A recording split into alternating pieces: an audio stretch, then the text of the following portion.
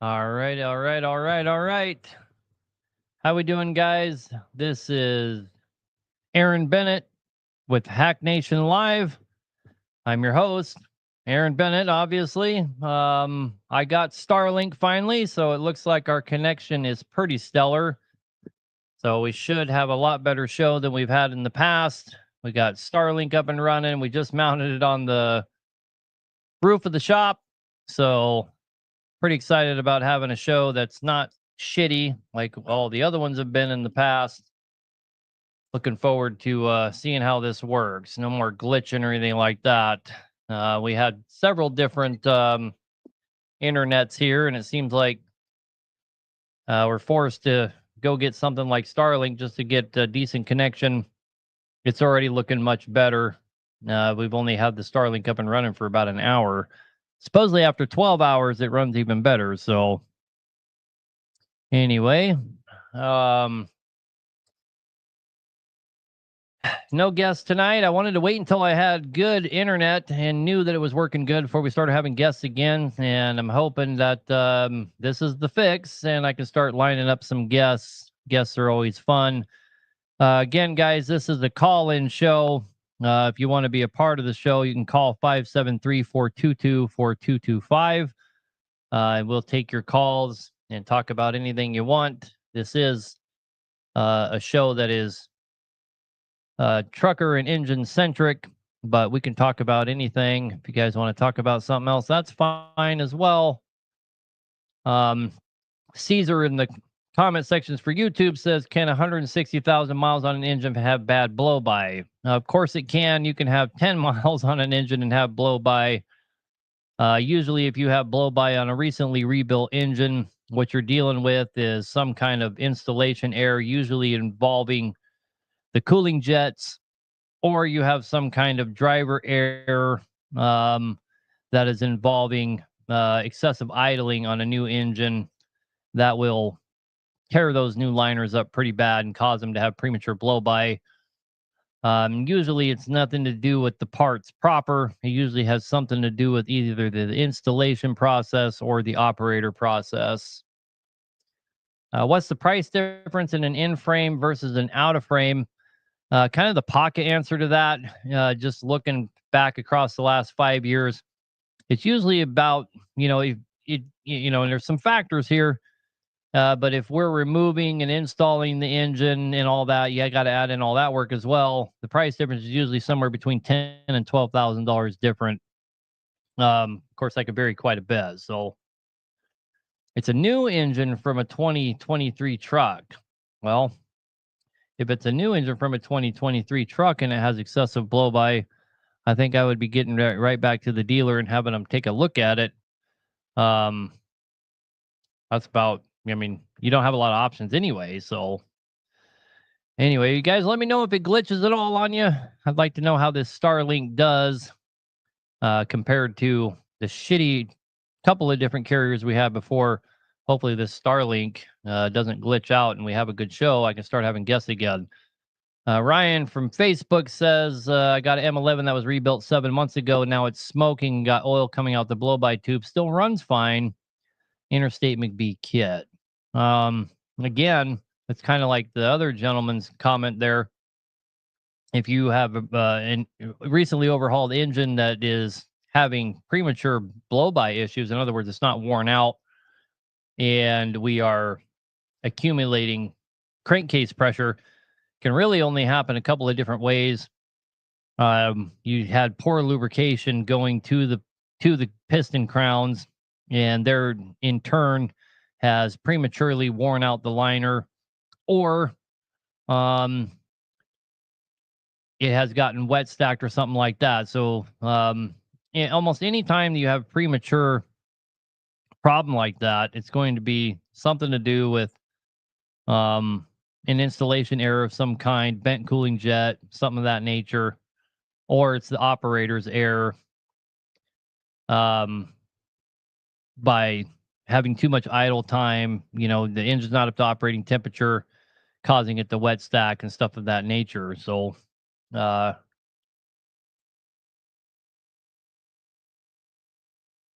One guy in the comments says it's glitched and frozen. It freezes on my end when it's freezing on everyone else's end. I see all those glitches as well. It's not like I'm ignorant to them, and I'm not seeing anything like that. So it might just be on your end, brother. We do have one caller. Again, guys, it's a call-in show. The number to call in is 573-422-4225. That's 573-422-4225. If this Starlink internet proves to be good internet, we'll start having guests on again. Well, let's go ahead and take a caller. I'll try and include TikTok with the caller like I was doing all these other times. We'll see how it works out. Hello, you're on the air. Hello, Hack. It seems like I'm always your first caller. What's going on? Oh, not much. What can we do for you? So I've got a couple questions for you. Is the timing on the new Acer motors, I guess 08, different than the 3406Es in the programming side of things? The programming's different, but the timing, all the way it's set up mechanically, is not any different. All that's the same. So I guess you maybe need to be a little bit more specific. What do you mean by the timing? Do you mean like where the gears and the lash and the cam gear and all that, or what do you mean? Basically, only programming, because when you tune these things after you delete them, there's questions that I have if the 3406 tune or 5EK or whatever is going to work in a deleted Acer. Not even the same ECM. You can't even take an MXS or an NXS ECM that looks like it's exactly the same. They're not cross compatible. Programming's not cross compatible, and the ECMs themselves are not cross compatible. You can't take an MXS ECM and throw it on an SDP and have it work properly for you. But as far as the flash files go, the 3406E flash file, yeah, it won't work. That's okay. So another question I have is diagnostics on a ISX engine. When engine doesn't have any coolant leaks and uses water and truck runs really hot, where would you start diagnosing this?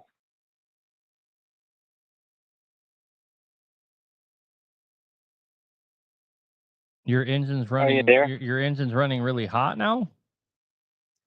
Yeah, we've got a Cummins ISX in it, and no coolant leaks, but we're adding about a gallon of water a day, and he's running very hot, 230, 235 on the water. The head's no good. You guys overheated at some point, and now the head's been compromised. You got to change the head.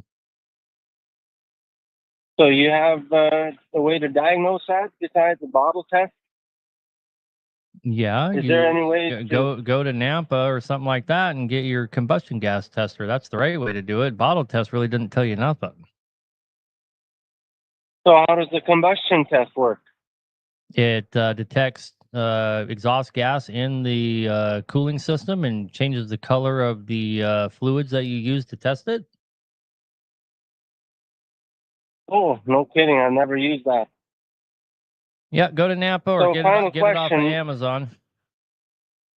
Yeah, final question. Mixing red and green coolant. What's going to happen if I do that? Well, you're just going to have really good coolant with shitty coolant in it. It's not going to hurt anything. Okay. It's not going to affect any, passageway, or they're not going to deadhead each other. They don't like each other, but it's not like you're going to destroy the engine. You certainly should switch to one type, and I would highly recommend the red. Some coolants can be mixed with all coolants, like the coolant you get at Walmart, the SuperTech coolant. I know it comes from Walmart, but it's actually really good coolant, to be honest with you. Okay.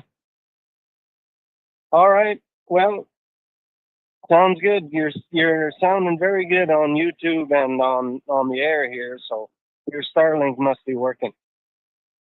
Yeah, it looks like there's a problem with Facebook, but I think it's Facebook related. I'm getting notifications if Facebook's having a problem. Yeah, on Facebook I've tried and it doesn't work really. Not as good as YouTube. So I don't know. I'm no expert by all means. So yeah, I might have to restart it. We'll have to see. But anyway, brother, you have a good night and yeah, good luck. you bet. Thanks. Yep, bye. Bye. Yeah, I don't know why. Let me remove it really quick and see if I can bring Facebook back up. Man, I can't see that. I was just wondering, I still run green in my A-cert. No, man, you need to get rid of that green for sure. That green coolant's bad news.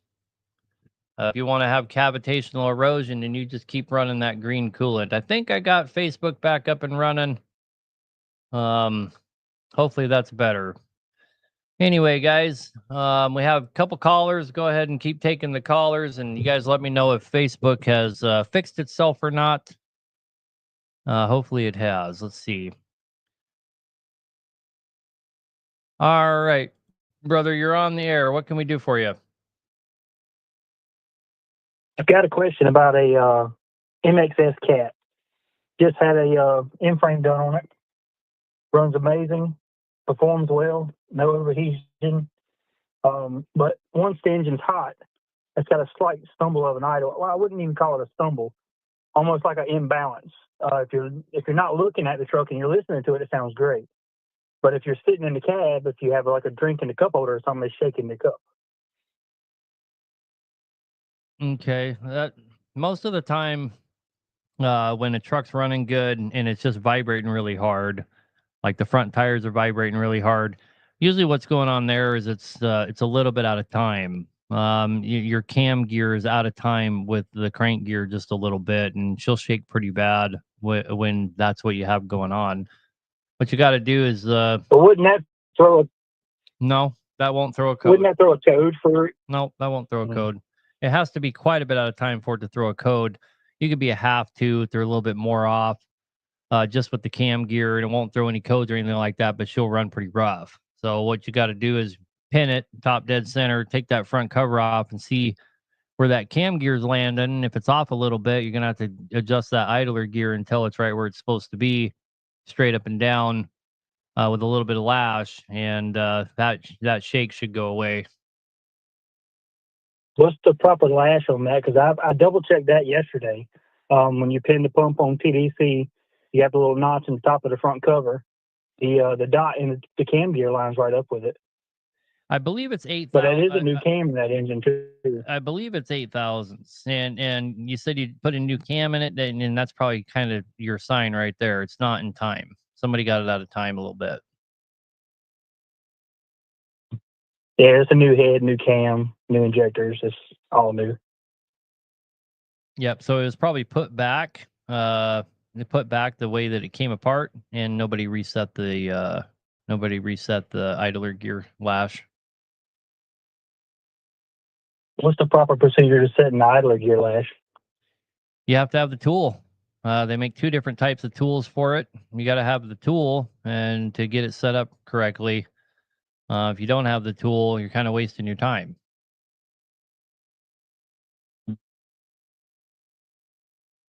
Well, that answers my question for the most part, because I've been chasing my ass around on that one, trying to figure out why I almost want to call it an imbalance, because it runs great, drives great. No, not really any loss of power. Just once the engine's hot, if you're sitting in the cab, it's kind of got an imbalance to it.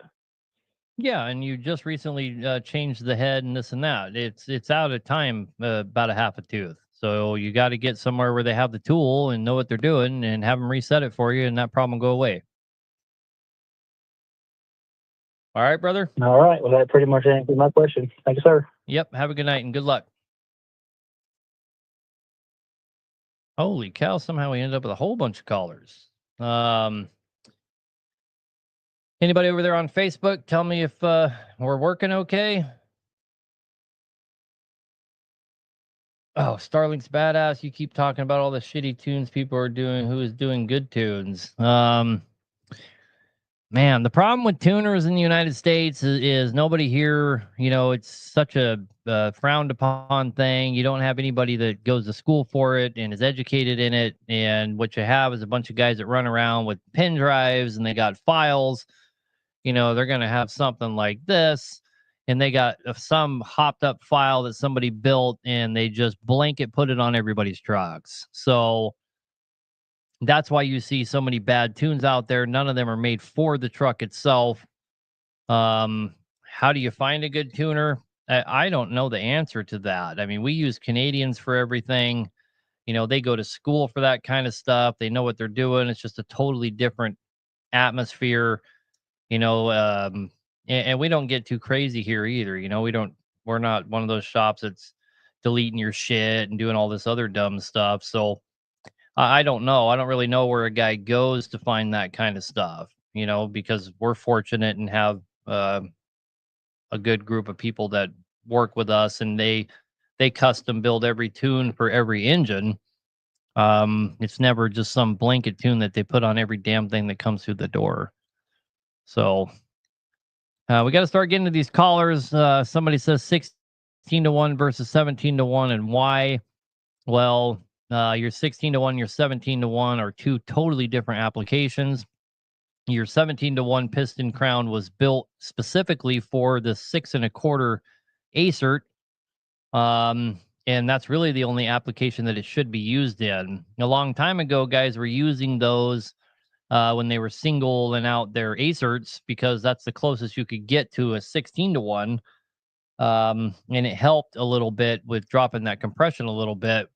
But in this day and age, when you can buy a 16-1 across over the counter, nobody should be using a 17-1 for anything other than a 6 1/4. So 16-1 versus 17-1. Well, do you have a 6 1/4? If the answer is no, then you have no business using a 17-1 for anything. Anyway, guys, got a lot of guys on hold. I do like to get into the comments, but there's quite a few people on hold. So we're going to go ahead and take some of these calls. I'm getting a lot of text messages. I'm using the shop phone here to run the call center, and a lot of people still texting it. Don't they know we close at 6? Anyway, you're on the air, brother. What can we do for you?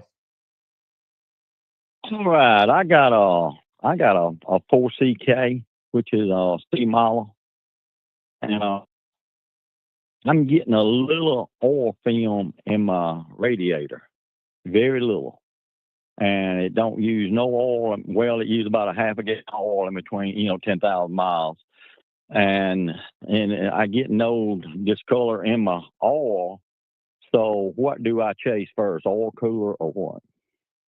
Well, you could get lucky, and it could be the oil cooler, considering the fact that it's a much older truck and it's probably never had an updated oil cooler on it. And those oil coolers, the original oil coolers for the B models, are very small. When you go to replace it, it's going to be a much larger oil cooler. It's a much more efficient oil cooler. It's always good to change them anyhow. So I would highly recommend you go ahead and start with the oil cooler, just for the fact you're going to have a much, much better oil cooler on the engine in the first place. So I would start there for sure. You certainly can get oil in the coolant from the oil cooler, because your oil runs at 60 psi. Coolant's only running about 10, 12 psi. If you're seeing oil and you're not seeing symptoms of anything else, just seeing oil in your coolant, oil cooler is a good place to start, especially on your B model, when you're going to get such a huge upgrade when you change that oil cooler anyhow. Where would you get your oil cooler from? A heavy duty truck part?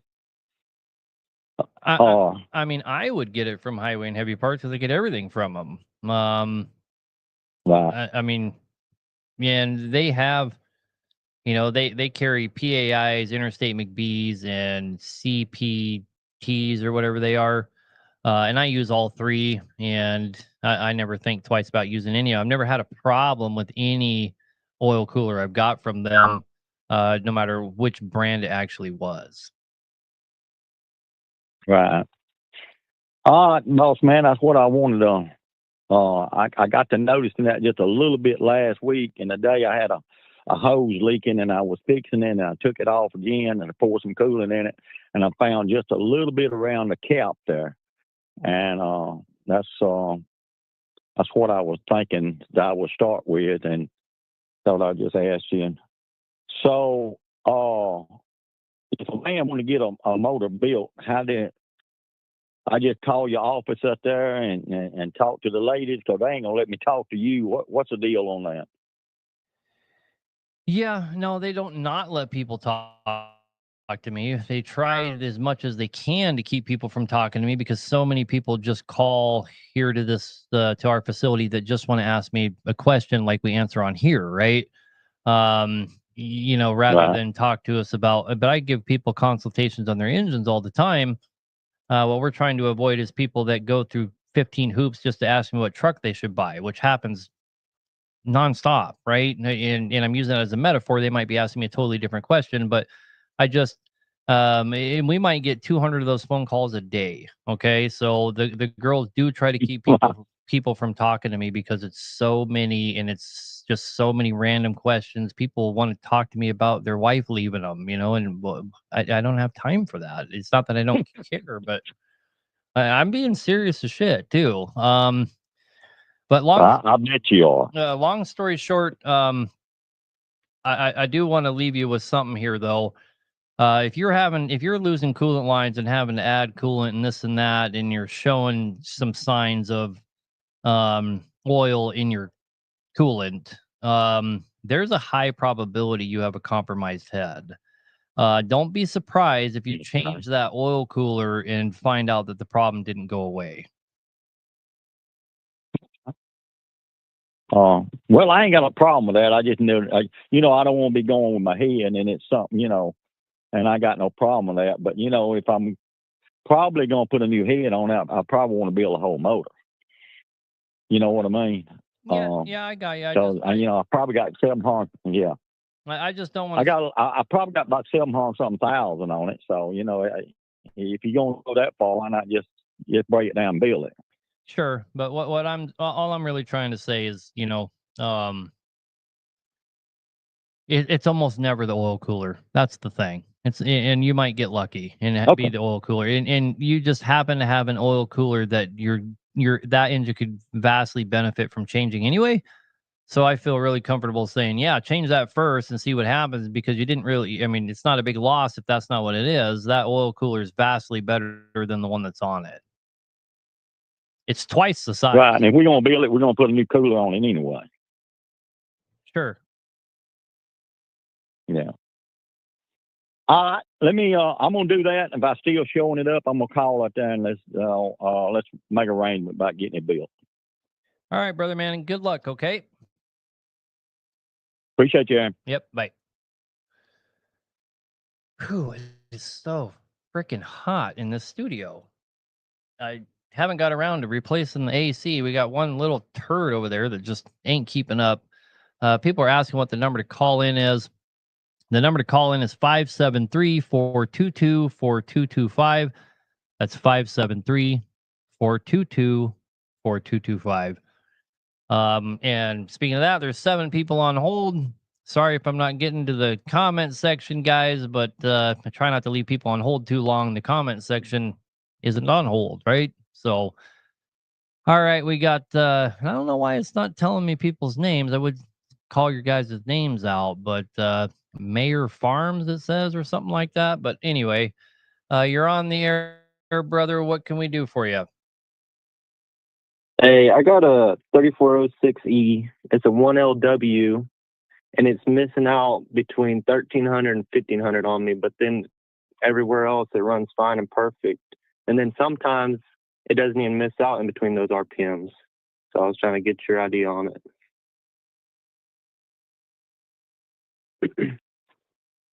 Well, there's a lot of things it can be.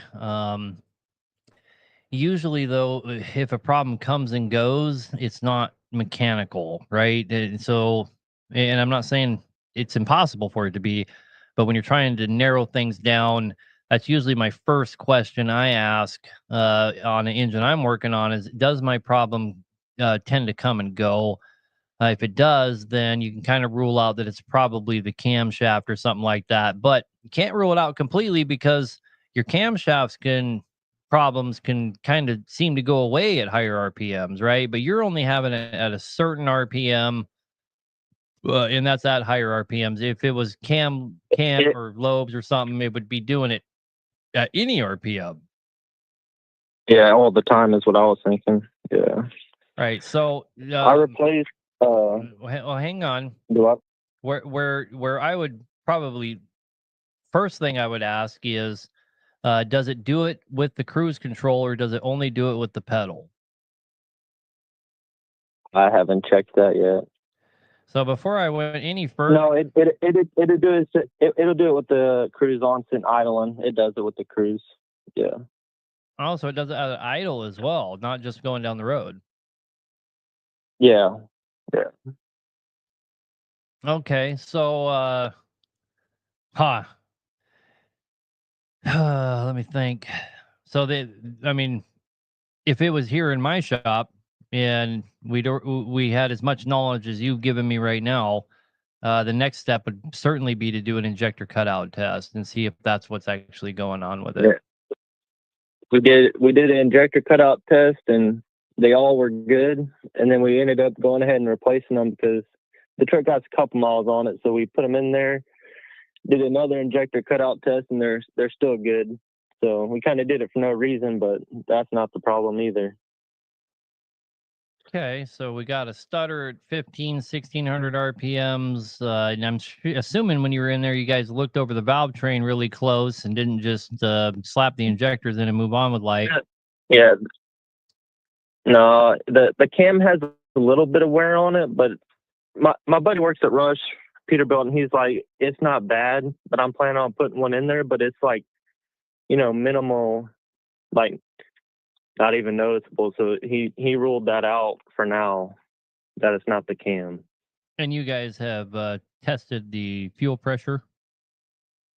Yeah, it holds 80 at idle and like 90 to 100 pulling. Well, and on the check valves, the horizontal one, I pulled it out and I cleaned it good. And then the vertical one that comes up from the bottom of the filter housing, I replaced that one too. Just, I'm not sure if that would have done anything, but it didn't do anything either. So. Yeah, one's the supply and one's the return. But if it has fuel pressure, you can kind of rule those out no matter what, right? Yeah, not necessarily, but yeah, I don't know, man. I don't know. I'm trying to rack my brain here to think of I mean, one convenient thing about owning trucks for as long as I did and doing engines for as long as I did is most of the time it's hardly anybody ever calls and I haven't had a similar problem, right? Yeah, that's what I was hoping, Yeah. In lots of things come to mind, like somebody just said the ground, it could be power, this and that, but it's highly unlikely if it runs really good just at a certain RPM, it doesn't run good. Boy, I don't know, man. I don't know. I would look that valve train over really hard for sure.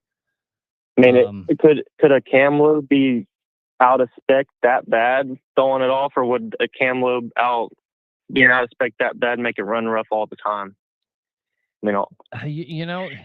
Cam lobes can be weird like that where they only run rough. They only run rough at certain RPMs, just the nature of how the roller rides around on it.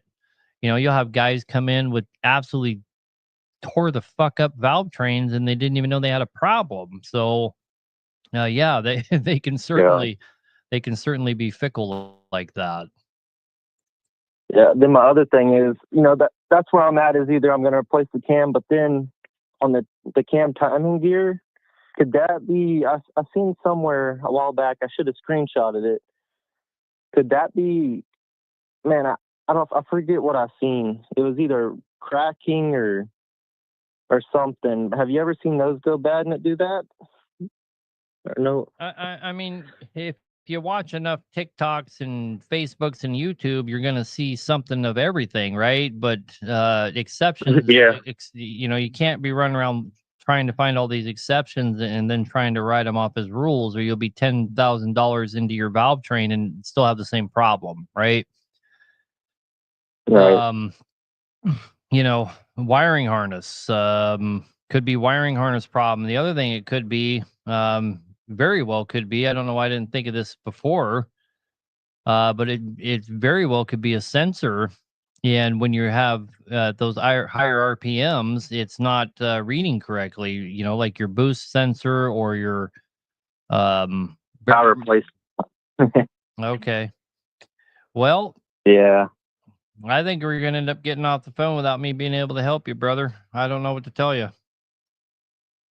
What? Yeah, I appreciate it, but would you? I mean, I hate chucking money at it. You just don't know. Would you throw a cam in it and just see if the cam has a little bit of wear? I mean, that's only where I'm at. I mean, I hate to spend the money, but I guess it depends on what a little bit of wear means, I mean, I wouldn't, but I have to deal with thank God I'm not working on my own trucks these days, so I'm working on other people's trucks. So I would try to do a hell of a lot more due diligence than just throw cams and all kinds of shit at a guy's truck. You know what I mean? So I don't know. yeah. All right. Well, I appreciate it. I wanted to pick your brain at it. It's kicking our ass right now, so I appreciate it. All right, brother. Well, good luck with that one. Okay. All right. Thank you. Thanks Yep. for your time. Bye. Holy cow, we're on fire tonight. There's so many people lined up in the call list. Yeah, it could be a crank sensor, could be cam sensor. I started to talk about sensors and he immediately started saying he's replaced them. But yeah, that cam and crank sensors certainly cause a problem, but you usually get some kind of a code. Yeah, it could be the internal harness. I mean, I'd probably be throwing money at internal harnesses before I threw money at anything else personally. But they tend to like to throw codes too. I don't know. That poor guy. That's a hard one. All right. Well, let's see. All right, you're on the air. What can we do for you? MBN to 6NZ file swap. Is there anything else I need to do, like turbo or anything? Yeah, it has a different turbo, different injectors, different camshaft, and different piston crowns. Okay, so I can't just have somebody swap the files and get back after it then, or? You can, but it won't last very long. Okay. Is there anything we can do to make an MBN run better and get better fuel mileage without doing a file swap? Not really, because they're very specific. You have a very specific turbo setup. You're kind of stuck with what you have unless you change it. And I know I've had some come through here that are deleted. I'm air quoting here, but I don't know how they get deleted or what people are doing to do that. We've overhauled some that were again deleted. But I've never done anything like that, so I don't really know. It certainly would work better as a 6NZ. I do know that, but I'm not recommending you do anything, of course. I'm just saying if you were going to change it to a 6NZ, those are the things you'd have to do. It is quite a bit different platform. But I know that I see them come through here where they have a regular turbo on them and they've had some kind of tuning done to them. The problem I have with that is I can't think of any way a guy could do that unless he's just putting a different file on it, and they have a totally different piston crown, camshaft, and all that stuff. So, what I have to assume guys are just putting 6NZ files on them and fucking getting after them. You know what I mean? Yeah, I've been told, or local guy said he could put a 6NZ 550 brake saver file, but we never got past that conversation, just that he could do it for a couple $100. And he'd done one and he said it was still alive, but I and he's gotten busy, and I've gotten busy, and haven't had the time to catch up with him again. So I can tell you that it's not a good idea. I mean, obviously do whatever you want, okay, but I certainly wouldn't do that if I were you. You're going to regret it, in my opinion. okay, yeah, I appreciate it. All right. All right. Have a good night, brother.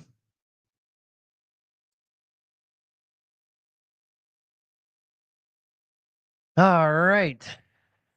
Seems no matter how fast I take callers, they stack up faster. Diesel Beast, how we doing? I heard that the Starlink is working well. It seems to be working well. Not having anybody complaining, and I'm not glitching on my end, so I think I can get back to lining up some guests. I just didn't want to have any guests on when it was so shitty, but I also didn't want to just not do the show because so many people call me all week, and I want to give them a chance to talk to me when I didn't take their call during the week. Hello, you're on the air. What can we do for you?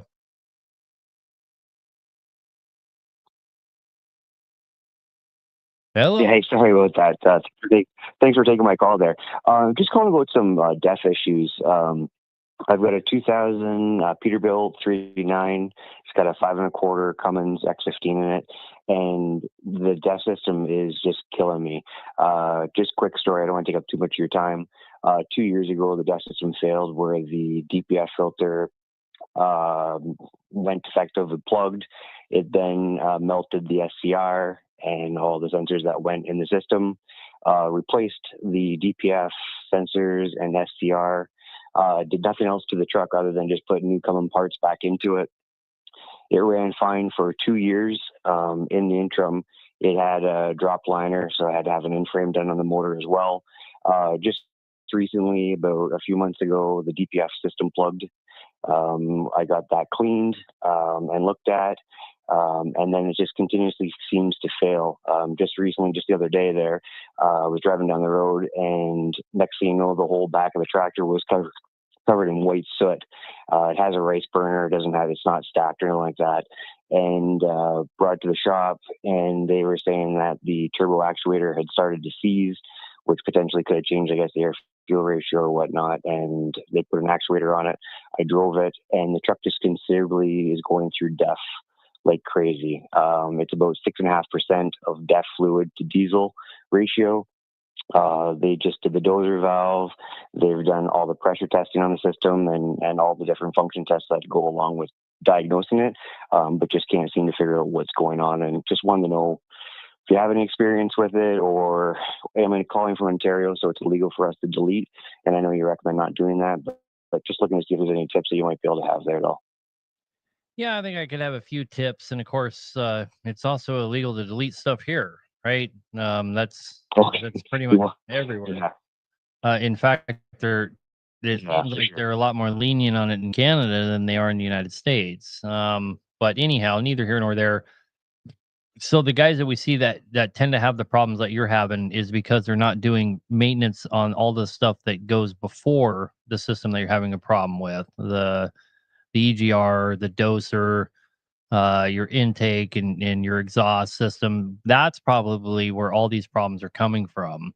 Is you need to clean take the EGR off, have it cleaned, get the doser cleaned, and all of it, and maybe even take the intake off and have it cleaned while you're at it.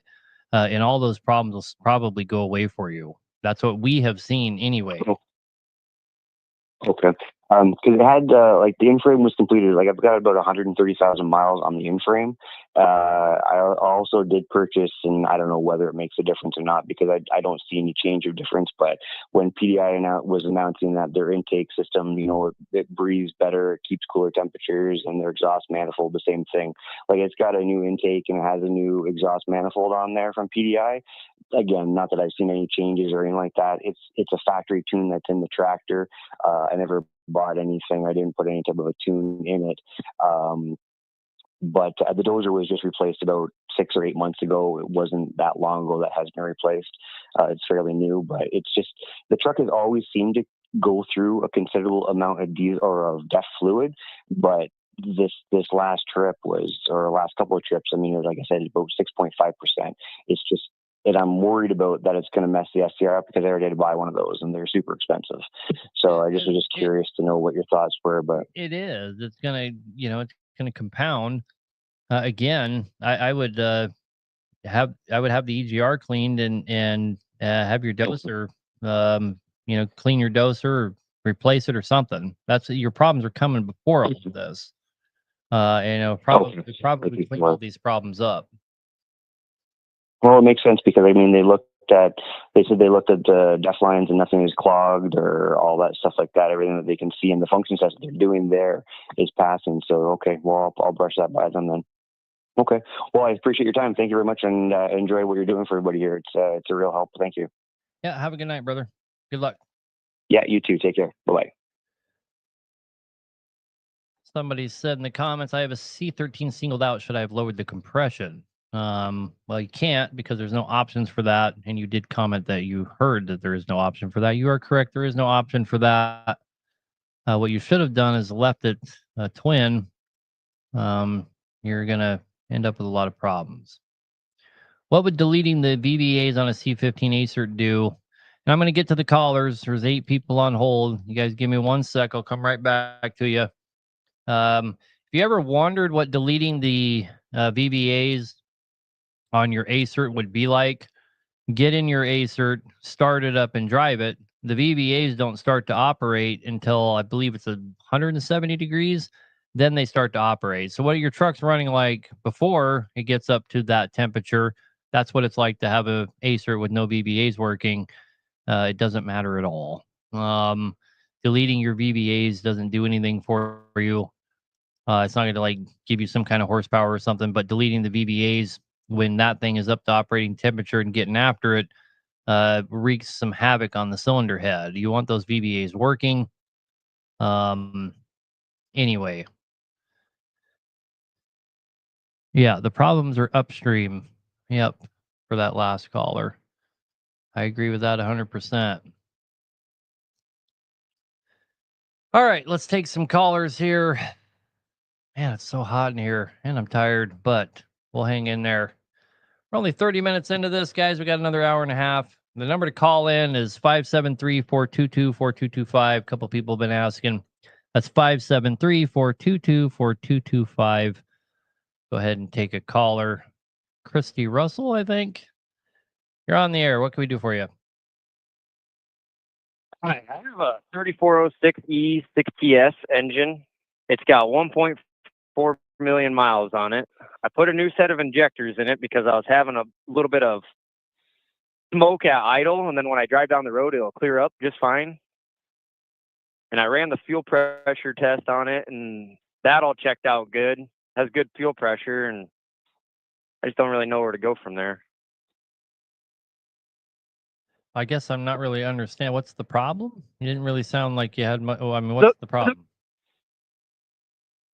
Like when I idle for over 45 minutes to an hour, and when I go to take off, it'll cloud white and gray smoke out the stacks. Whitish gray smoke out the stacks for about half mile, and then it clears up and everything's good to go. Yeah, because you're not burning any oil.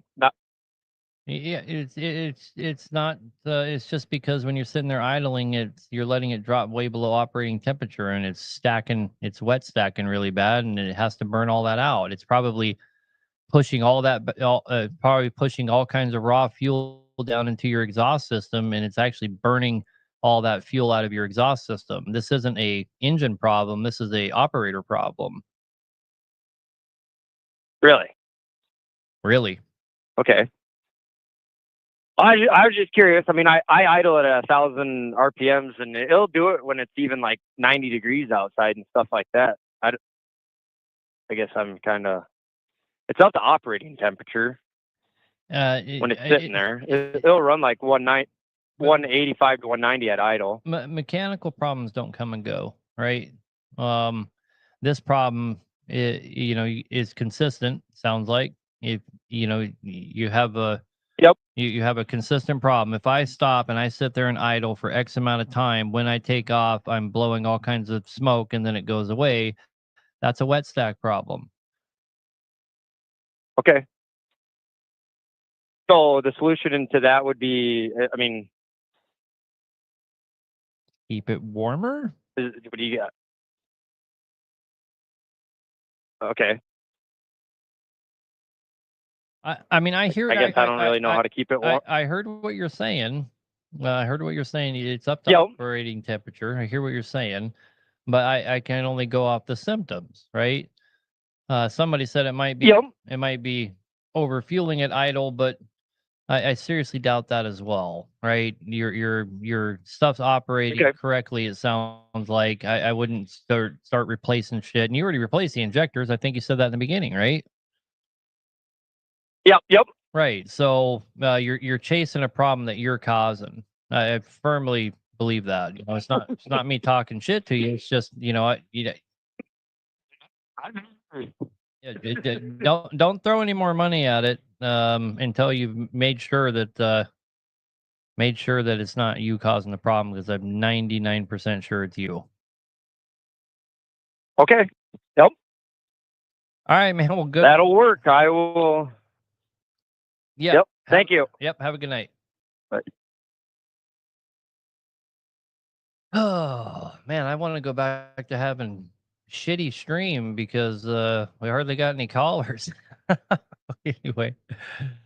Oh, I'm trying to manipulate the board so TikTok can hear the caller as well. Hope I'm doing a decent job.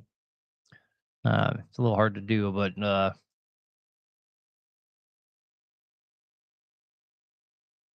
stock turbo spitting a little oil in the exhaust. Turbos don't spit oil into the exhaust unless they've lost a seal. If they do that, then they don't spit a little bit. They just keep spitting it and spitting more and more, and you end up with a runaway truck.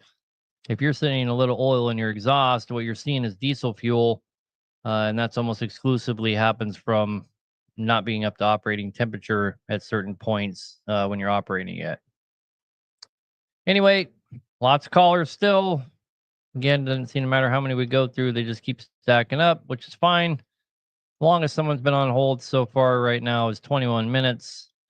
We're going to get to you guys. Let's go ahead. Arthur Nunley looks like you're on the air. What can we do for you, brother? Yes, sir. It's not an engine question.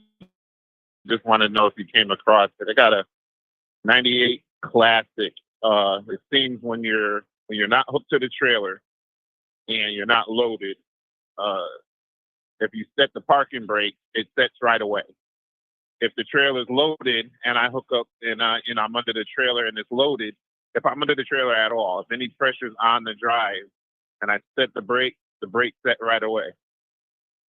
If I'm not, if I'm under the trailer and I set the brake, you hear it purge, but it's like a long purge, and then it stops.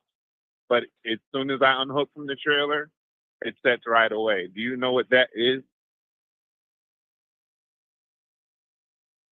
Well, when you're if you're hooked to the trailer, you're gonna have a lot more air going to other places. I mean, that's the only thing I can think of. But if you're talking about just being under the weight of the trailer in general, there's no feasible reason that your brakes should actuate differently unless you have the air hooked up to the trailer. Now, your treadle valve is going to favor the trailer that drives the steers, but that's only if you're using the pedal. Yeah, see, I can't. I try to really pay attention to it because that's really what's going on. As soon as I unhook from the trailer and pull out from under it, and I go to set the brakes, they set right away on the tractor. If I back under the trailer and set the brakes, you hear it evacuate, but there's a long air gash after it for about 5, 6, 7 seconds. The truck will actually roll if I'm loaded, and you set the brakes, the truck will actually roll until it stops. You stop hearing the air come out. But again, as soon as I unhook from the trailer, it sets right away. It doesn't do that if I'm not hooked to the trailer, meaning any weight on the drive. So I didn't know if there was like some type of valve that's not working right. When you say hooked to the trailer, does that mean the air's hooked up to the trailer? No, just the weight on the trailer, just backup, jaws locked on the kingpin. That's it. And then I pull the pin, pull out from under the trailer, the brakes set right away on the tractor. Yeah, so when you have pressure on the bags, it's doing that. Yeah. I don't know. I mean, you have a lot of valves back there that are one-way valves, and when you have the pressure on the bags, it may be overloading one of those one-way valves. That's the only thing that makes any sense at all. Okay. Will it do it Have with any trailer or just one specific trailer? No, any trailer I hook under, and I really believe it's a weight. If I put any weight on it, so if it's an empty trailer, it does the same thing. If it's a loaded trailer, it does the same thing. But as soon as I take the weight off of the drive, the brakes set right away. Yeah, so it has to be something with your airbags, your leveling valve, your all those valves. The air only comes from one place, right? It's not like those all have their own little air compressors, so the air only comes from one place. So something, one of your one-way valves is messed up, and when you have lots of pressure on those airbags, it's pushing air back against it and causing a problem. Has to be. What's it like, holding it open? In other words, going back when it's pushing air back against it. Yep. Okay. Yeah, I got to get that checked out then. All right. That's all I wanted to know. I appreciate it. All right. Good luck, brother, man. Have a go, man. That's a new one. That's a new one. Trailer problem. Very many people call with trailer problems. Everybody wants to call about their clapped out engine having problems, but that's okay. Trent Davidson, you're on the air, brother. What can we do for you? Hey, I just got a question about some ISX stuff. So I got a CM 871 that has 70,000 on an overhaul with, I believe, it was a Cummins reman head, and the injector cam bearings are wiped out of the center of it. I bought a head from Highway and Heavy Parts to replace it. Would you be concerned with the bottom end of that engine? Well, I mean, I don't know what you mean by concerned. I mean, have you taken a? I mean, it's not hard to take a look at a couple of the rods, a couple of the mains, if that's what you're saying. Just take a look at them. If you're going to have the head off, you're going to see what your liners and all that look like. I would be more concerned at why did we wipe out a valve train anyway? What was the cause of that? Yeah, I'm also struggling to figure that out too. Basically, the two on journal 3 and 4 on the injector camshaft, it annihilated those bearings on the injector cam. Okay, so they walked all the way out of the journal. So your cam bushings got shot? Yeah. Okay, so your cam bushings getting shot. Yeah, I thought you were saying that the cam got ate up. If your cam bushings spit out of the camshaft, the only way that can happen is if we weren't getting oil to them. Yeah, you need to look at everything. Something serious is going on there. I thought you were saying your camshaft got ate up, and I was gonna kind of go down the road. Yeah, no, why that happens. Yeah, no, the cam's good. I mean, obviously, except for where those bushings were. I mean, it's tore up a little bit there. I've got a brand new cam and a brand new head here. I mean, it's only got 70,000 on it, which is why I kind of find it suspicious. The truck's always held 40 cold and like 25, 30 idle hot PSI oil pressure. So you better look real close at the bottom end. You better look real close at the bottom end. You weren't getting oil for some reason. I'm betting that you have way more going on than you think you do. There's almost no way it's isolated to that cylinder head. The valve cam, those all look good. Not even a scratch on them. Okay. I mean, it's possible. It's possible something got into the injector cam and stopped it from oiling, but I mean, Yeah, so that's what I was wondering, if that's a possibility that it could have stopped there. It's highly unlikely.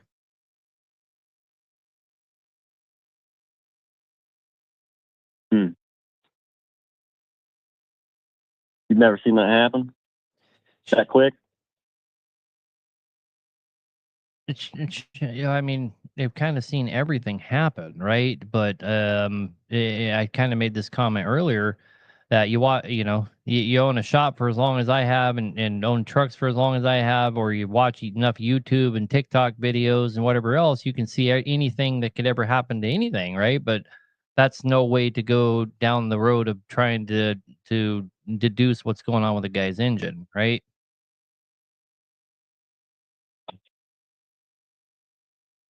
I would say, All right, well, I would say that at minimum, you need to drop a couple rods and mains and see if you got anything going on for sure. For sure, do that.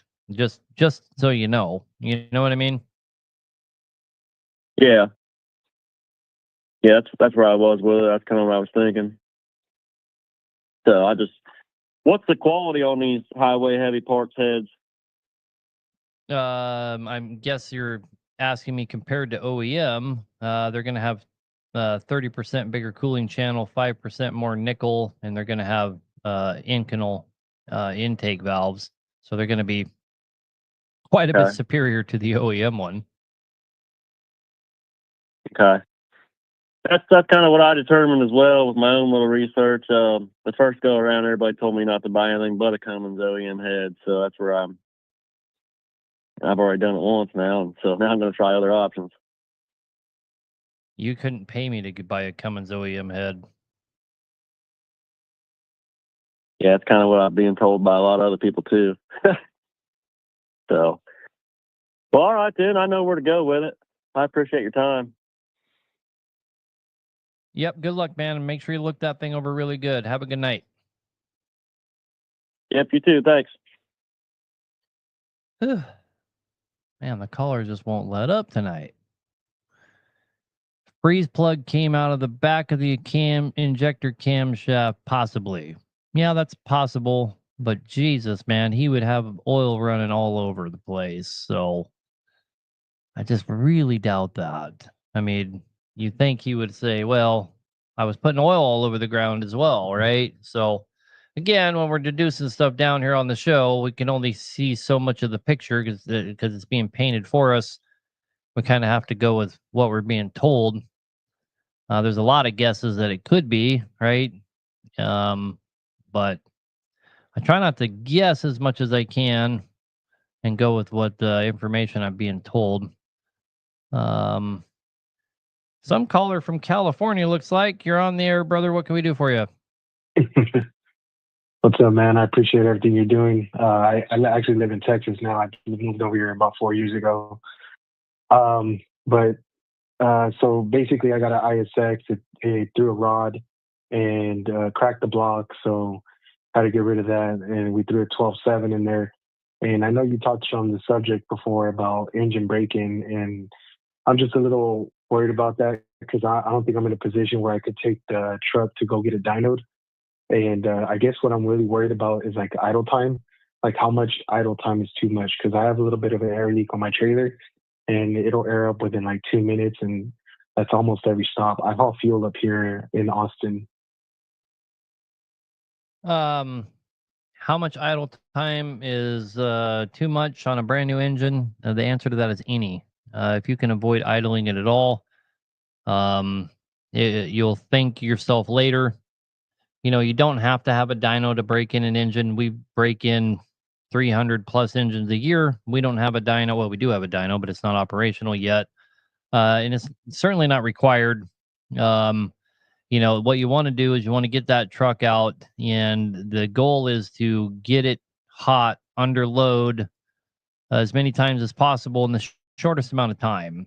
And, you know, the best way to do that is to, hook up to a trailer with a load on it, find any kind of an incline, and if you have to, use a little brake. What I like to do is figure out the tallest gear I can be in. Let's say that's 7th over on 18 speed. I'll drop to 7th direct. That way I'm in more control then I'll go up the hill and I'll use a little bit of brake, and pull the engine down, get it hot, and rinse and repeat until the engine fan comes on its own. And I'll just go right back down that hill and go right back up the same hill. That way I'm not driving 150 miles trying to find 2 or 3 hills that can serve my purpose. And I'll do that till the engine fans come on its own 6, 7, 8 times. And then you can pretty much call it good, and then just try to avoid idling it for the first 10,000 miles. And you should be fine. Yeah. Because I guess, because I heard the same, you know, and I seen your old videos saying the same thing. But hauling fuel, a lot of our loads, they don't go no more than like 30 miles. And well, up here in the Austin market, it's not too, well, our stores are not in areas where it's a little hilly. So I guess that was kind of just my worry is, you know, turning the truck on. So would like just turn the truck on, take off, and just do that and not let it idle longer than, because I normally don't let it idle longer than two minutes. I'm already going after that. I mean, it's just because I'm so deep in this repair, you know, it's kind of stressing, and I guess I just kind of want some better guidance or reassurance, because I looked it up online too, because I don't want to keep you know, having you repeat the same thing. But it's kind of very general information. But as far as like my type of style work, where it's a lot of stop and go, 30 miles, you know, it's kind of, I just want to make sure that I wouldn't run into any issues, I guess, in that running the way I'm gonna be running. Well, let me ask you a question. What's worth more money, your engine or brakes? Yeah, the engine. Okay, so Yeah, I've had no-brainer. in the past, I've had trucks that will not pin up to a trailer, no matter how hard I try to pin them up to a trailer. We get some pretty clapped out shit come here at times, and I've probably had 5 or 6 trucks over the last 7 years that just wouldn't pin to a trailer no matter what we did, and I broke them all in anyway. And I just found a decent hill and just used the brakes. And it's not like you have to change the brakes after you do that, right? It's a little hard on them, of course, Yeah. but it's not like you're going to get a brake job because you did something like that. So if you're really worried about it, man, and you can't find anybody that'll loan you a trailer, even an empty trailer makes a big difference. Just take the damn thing out and find the biggest hill you can find and go up and down that hill and use your brakes. Do whatever it takes to do it right the first time. Okay. All right. And you said it were like like 150 miles, somewhere around that. And then at what point would I be able to switch over from conventional to full synthetic?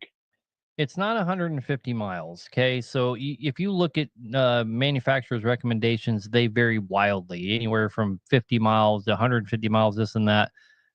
Throw all that out the window. That's not really what matters. What matters is how many times you can get it hot under load in the first 50 miles, 100 miles, whatever you want to call it. So your goal should be, how many times can I get my engine fan to come on independently of me touching it? And that goal should be somewhere between 6 and 8 times. And by then, your rings should be seated in. Everything should be good. Then from there, you're just trying to avoid letting it operate below operating temperature. So no idling around or anything like that. Keep it up to operating temperature. You know, pay extra close attention for the first 10,000 miles. And that's also the answer to your other question. Avoid full synthetics for the first 10,000 miles. You should be good to go. Okay. All right. Thank you, sir. Appreciate your time. Have a good night, man. You too. Whew. Man, we were almost to the end of the call list there. And I thought we were going to get back to the comments, but they just keep piling. It's all right. This is a call-in show. So Warren from oh no, I just dropped the call. I don't want to drop the call. Okay, there we go. Didn't drop the call. Warren from Ohio, you're on the air, brother. What can I do for you? Or your I have a what do you call it? A Freightliner. It's 94, and I have an N14 in it. And today was the first day I took it out, and what do you call it? You know, I did go to load, and then I'm on my way home, and it drives off perfectly fine, and then I hit 60 miles an hour, and it's like it's sputtering. It's only in last year, you know, and it's like I just bought it, you know, so I'm just figuring everything out. I don't know if you know, like somewhere to start with something like that.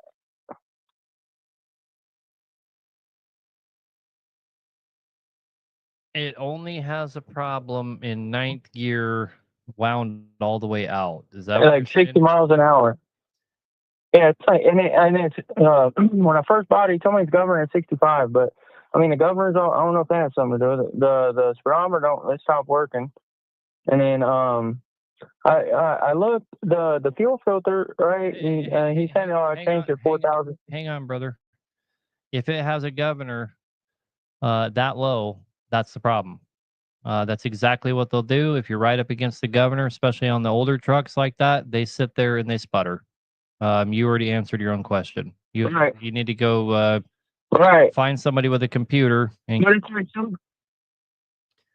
Sometimes they'll let me go over that though. It's weird. I understand that. It'll let me go over it. I understand, but that's what you're fighting against. You need to go get that taken off. Okay. All right. That's exactly what I thought it was. All right. Well, answer my question. Thank you. All right, brother. Have a good night. Thanks. Not that I didn't want to let him continue. It just, I mean, trying to help people solve problems. And as soon as he said it had a governor, I mean, that's exactly what they do. You get up against the governor and it feels just like you have an injector out. I don't know about on the newer ones, but the older ones for sure. Whew. Anyway, all right. Daniel, you're on the air, brother. What can we do for you? Good evening, Mr. Aaron. How are you? Good. Hello? Oh, okay. I thought I lost you. I'm sorry. I just want to say thank you for everything you do. Today I had an awesome time. I went to Mr. Matthew Bennett's shop and had a great experience. And got my truck fixed, and I'm rolling. I'm happy. I'm a happy camper, Mr. Aaron. You were at my shop, or you were over at Bennett Truck Center? At Bennett Truck Center, Mr. Matthew. I met Mr. Matthew. He's real awesome. His employees awesome as well. They did a great job, in and out, and I'm happy. Truck running good, and I didn't get a chance to see Mr. Aaron, but I had an amazing time at Mr. Bennett shop. Yeah, I'm really proud of my boy. He's a cool kid, super. Oh yeah, straight up and forthright guy, and I know he's got a pretty big customer base, and for the most part, they all say good things about him. I want to punch him in the wiener occasionally, but you know, he's my kid. He's doing awesome. So I just want to, come into the show and tell everyone that they need to see Bennett Truck Center, Mr. Matthew shop. They do awesome work. Yeah, man, they have. I wish that they had that shop when I was trucking, because Jesus, man, they have the deals that they have on brakes and drums and transmissions and differentials. Where the hell were they at when I was doing this? I wasn't in Savannah, Georgia, and I was closer to you guys all the time. But I was lucky that I was running by you guys, and I was like, I gotta stop see Matthew Bennett Truck Center shop. They did amazing. So awesome. Well, man, I'm glad to hear it. I'm glad they took care of you. But yes, sir. You have a good night, man. Sir. Thanks for the call. Yes, sir. Awesome. You have a good one. Bye, Mr. Aaron. Have a good night. Oh, it's hard to talk and run these controls, so TikTok can be a part of the show, but it is what it is. All right. Still a lot of callers, so we're just going to keep getting after them, guys. We have a whole hour left. Hopefully I can burn through these last 6 guys and we can get to some comments. You guys just hold on to your questions for a minute. It is a call-in show, so I want to be centric to the callers. They have to sit on hold, so we'll get to the comment sections after these 6 callers if they don't keep stacking up. We'll see what happens here. Joel, you're on the air, brother. What can we do for you? Hey, buddy, I appreciate you taking my call. I'm a long-time listener, first-time caller. I have a 2013 Freightliner. It's a factory glider with N14. It's 2592 CPL. it's in a dump truck application. It's got about 430,000 miles on it. I am new to the N14. I'm trying to be a student here. I'm coming from Caterpillar stuff. I jumped in your live chat when I bought the truck a few months ago and said, hey, you know, this oil pressure thing is different. And, you know, it's 14 pounds at 700 RPM. That's at about 200 degrees on the oil. And it'll swing 35, 37 around 1500 RPM. And I put that in your chat, and I had some guys piping up, oh, you're definitely into the bearings and you want to check that thing out and this and that. So I ran oil analysis and changed the bypass plunger and the spring, and the oil analysis come back clean. I know that Cummins is pretty broad on the spec for that. I just kind of wanted to get your thoughts, where you like to see them. If there's anything, you know, if that's concerning to you around 13, 14 pounds on real hot oil, and just kind of get your take on that. Well, I mean, that's a little lower than I'd like to see. I mean, if I had just rebuilt your N14 for you, for example, and it had oil pressure like that, it would be very concerning to me. But I can't remember what critical is on the N14. But I think you're right up against. It says 10. 10. Okay. Yeah. So you're not, I mean, you're on the low side of the spectrum, but if your oil sample's coming up, not showing any bearing material or anything like that, I mean, why worry about it? Right. I mean, you're going to, well, just for reference. Go ahead. I'm sorry. No, go ahead. Just for reference, just to make sure I'm looking at the correct stuff on the analysis, I'm looking at copper, lead, tin, etc. for bearing wear, correct? Well, you don't even need to be that smart about it. It will have red lines for anything that you need to be concerned about. If you don't have any attentions at the top or wherever they put them on your particular sample, then you don't have anything you need to worry about.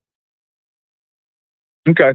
So it sounds like what you're saying is we're going to rely on the oil analysis rather than, you know, and I verified it with a manual gauge and all that kind of stuff. And that was kind of leading into my next question, as far as I've had guys tell me, hey, you want to roll bearings into that thing at $500,000, just kind of as a standard. It sounds like what you're saying is you would prefer to rely on the oil analysis rather than any type of hard, fast rule. Yeah. Well, some guys in the comments here have a good point. You can shim that oil pump to get more pressure. That might be one option. The other thing you got to remember about that N14, you know, you say you're a cat guy coming from cats. You have to remember that your cat is a low flow, high pressure system, and your Cummins is a high flow, low pressure system. So it can have way lower pressure, and it's still moving a shit ton of oil, right?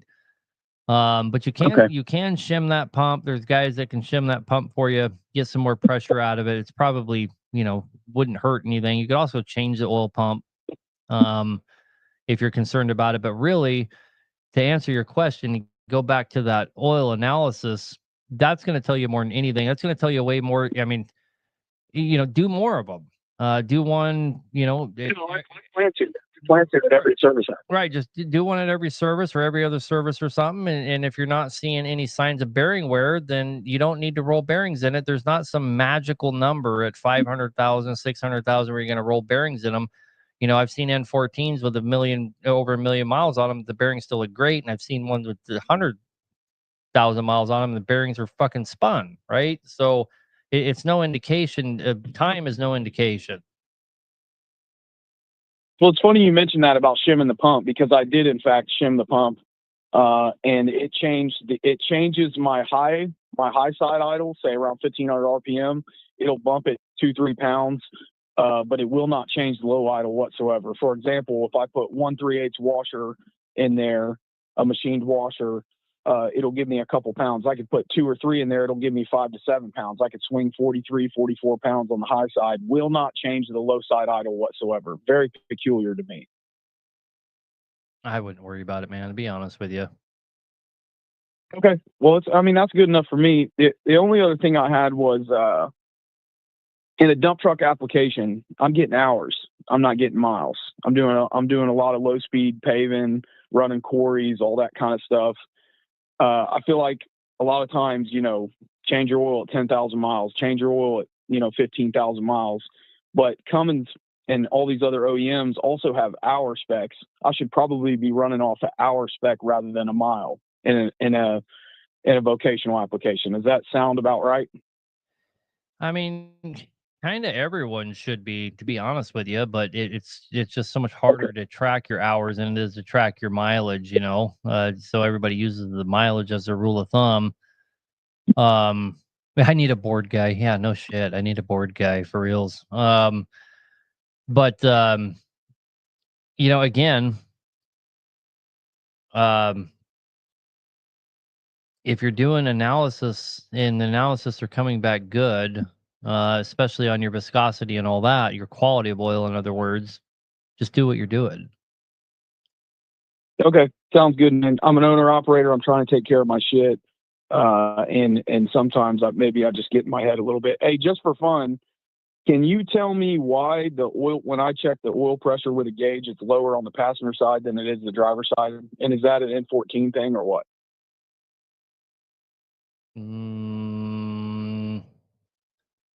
Well, you have an oil. There's a CompuCheck fitting the passenger side of the block in the oil rifle. I can plug into that and I'll get a reading that's 7 to 8 pounds lower than on the driver's side, right under the cam followers in one of those 9/16 ports. I'm not sure. I've never. Doesn't matter. I just thought it was interesting. I've never pulled off that side, but the farther you get away from the rifle, the starting point of the rifle, the more things it's oiling. So, sure. Hey, I'll let you get back to it, man. I sure do appreciate you taking my call. have a good night, man, and good luck. All right. Thanks so much. Bye. Bye. Whew. Yeah, end of the flow. You have lower oil pressure on the end of the flow than you would at the beginning of the flow.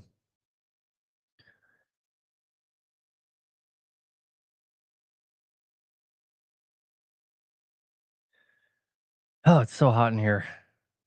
Could have broken an oil cooler nozzle. Yeah, highly unlikely. He'd be having really bad blow-by within a very, very short amount of time. April Hall, you're on the air. What can we do for you? Yeah. Hey, bud, this is Jack. I'm a first-time caller. I got an A cert, C15 BSX, and I'm about to be changing a radiator. And a brother from another mother said that he's running the green in his, and I still have the green in mine. What is your profession on the antifreeze? Your green antifreeze does not protect from cavitational erosion. That's the problem with it. And if you're running green antifreeze, you need to stop. That goes for everybody. I don't care how many great grandpas ran it, because they didn't have an option. Your extended life coolants didn't even exist. That it's baffling to me that green coolant is still something that you can buy on the market. I don't even understand why it's still available. It shouldn't be available, because people still use it and they're tearing the shit out of their engines with it. It does not protect you from cavitational erosion. You will end up with all kinds of internal engine damage from using green coolant. Just get rid of it. There's no negative connotations to get rid of it at all. There's only good things that can happen to you from getting rid of it.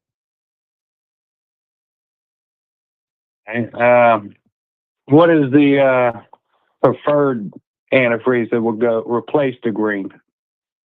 I mean, any of your extended life coolants, any of your red coolants, so to speak, would be great. I mean, if you're asking me what's the best coolant, any oat coolant is going to be the best coolant, but is that necessary? No, it's not necessary. It is necessary, in my opinion, to run an extended life coolant, which is going to be any of your reds, which, there's lots of affordable options out there. I don't think you need to get too picky on the brand. When on my trucks, my personal trucks, I only ran oat coolant, but that's because there's a bunch of benefits to it. number one, it's better coolant. All of the things that are better about red coolant over green, oat coolant has all those properties better over your regular extended life.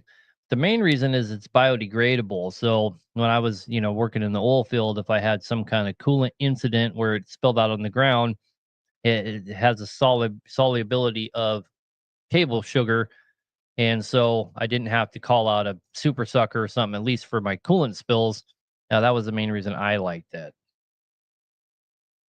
Okay. Now I got another question. I know I run down south a lot, down like South Carolina and that, North Carolina and Virginia and all that. There was right on 77, there's a 7-mile hill there. And when I was pulling it, every time I sit there, I get about halfway up and my damn truck overheats. And I'm thinking it's a head problem if I'm not mistaken. I'm trying to just do the radiator first to see if that was it, but my gut is telling me it's a goddamn head, because there's about, on the whole truck itself, there's about 2.2 million on it, and on the new rebuild there's about 1.2, or no, excuse me, let me rephrase that, about 950,000 on the reman from CAT itself. It wouldn't surprise me one bit to find out you actually have cavitational erosion pinholes in the liners that's allowing combustion gas to go into your cooling system, just knowing that you've been running green this whole time, especially if you don't have any past, past events where you can say, okay, well, I lost all my coolant, I lost my lower radiator line, I lost the heater line. If you don't have any known event where you lost coolant and compromised the cylinder head that way, you might be dealing with cavitational erosion in the liners. And cavitational erosion in the liners will come and go a lot more sporadically than a head problem. A head problem kind of puts constant pressure and overheating into the cooling system. And if you have a liner problem, it will really only do it when you're really working the shit out of it, and you'll just get a lot of pressure all at once, and it will overheat everything dramatically. Sounds about right. Yeah, because I know it even runs hot, even being like on a level, not and loaded, it still runs a little about 220 or so. I mean, it's like constant there too. I'd say your head's probably No, you say liners. Yeah, that's what I figured. Okay, man. I'm going to try the radiator first, and then I guess I'm going to throw a damn head on it. Hopefully it buckles out the temperature. That radiator ain't going to do nothing for you. Bet you money. Yeah, I already got it, so I'm just going to throw it in just to be done with it. Because I know the radiator that's in it right now, I think it's pretty shot itself. Even the bushings and everything else is still, they're dry rotted and about to fall out. So I'm just going to redo it. That way I ain't got no worries for that either. Yeah, nothing wrong with doing stuff like that, of course. So, but I still think you're going to have to go after that cylinder head at minimum, and it might be all the way down into the liners. But anyway, when you go back together with her, let's get rid of the green coolant at least. Yeah, I'm definitely going to. I appreciate your honesty there, buddy. Thank you very much, sir. Yep. Have a good night. You too. Yeah, when I had an AM talk show for so many years, I actually had a guy that ran the board the whole time. It was very nice. Running the board and trying to talk and take the calls and all that. It's a little bit of a challenge. A little bit of a challenge. Is there anything to be done to an X15 after it reaches 1 million miles? Thanks in advance. Yeah, man. Take oil samples. Make sure that you're not coming up on a problem that's going to turn into something catastrophic. Take oil samples. It tells you, kind of tells you everything, man. Kind of tells you everything. YouTube is awesome. Says, do the rods and mains. Now I'm not saying that's bad advice. but you can find out if you need to do rods and mains from taking an oil sample. Just saying. It's kind of like doing rods and mains without having to pay all the money. So that's my opinion. Rob Curtis, you're on the air, brother. What can we do for you? Hey, this is Isaiah. Can you hear me good? Yeah. Yeah. I watch your deal quite often. I was gonna see back to the coolant deal. I got an old B model, and it's kind of in a shit truck. I just do some short stuff with it, but that SCA pre-charge stuff, I would assume that's a little better than the green stuff, isn't it? Anything's better than the green stuff. Okay. Well, that makes me feel better about that. My next question, I never see you guys do anything on like the Mack trucks or Volvos. That's correct. We don't work on those.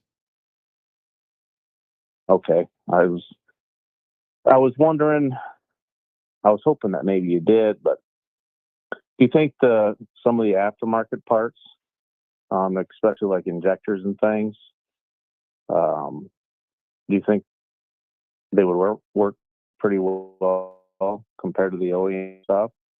The OEM stuff, especially the injectors, are trash. I've replaced them 3 times now and under 100,000 miles.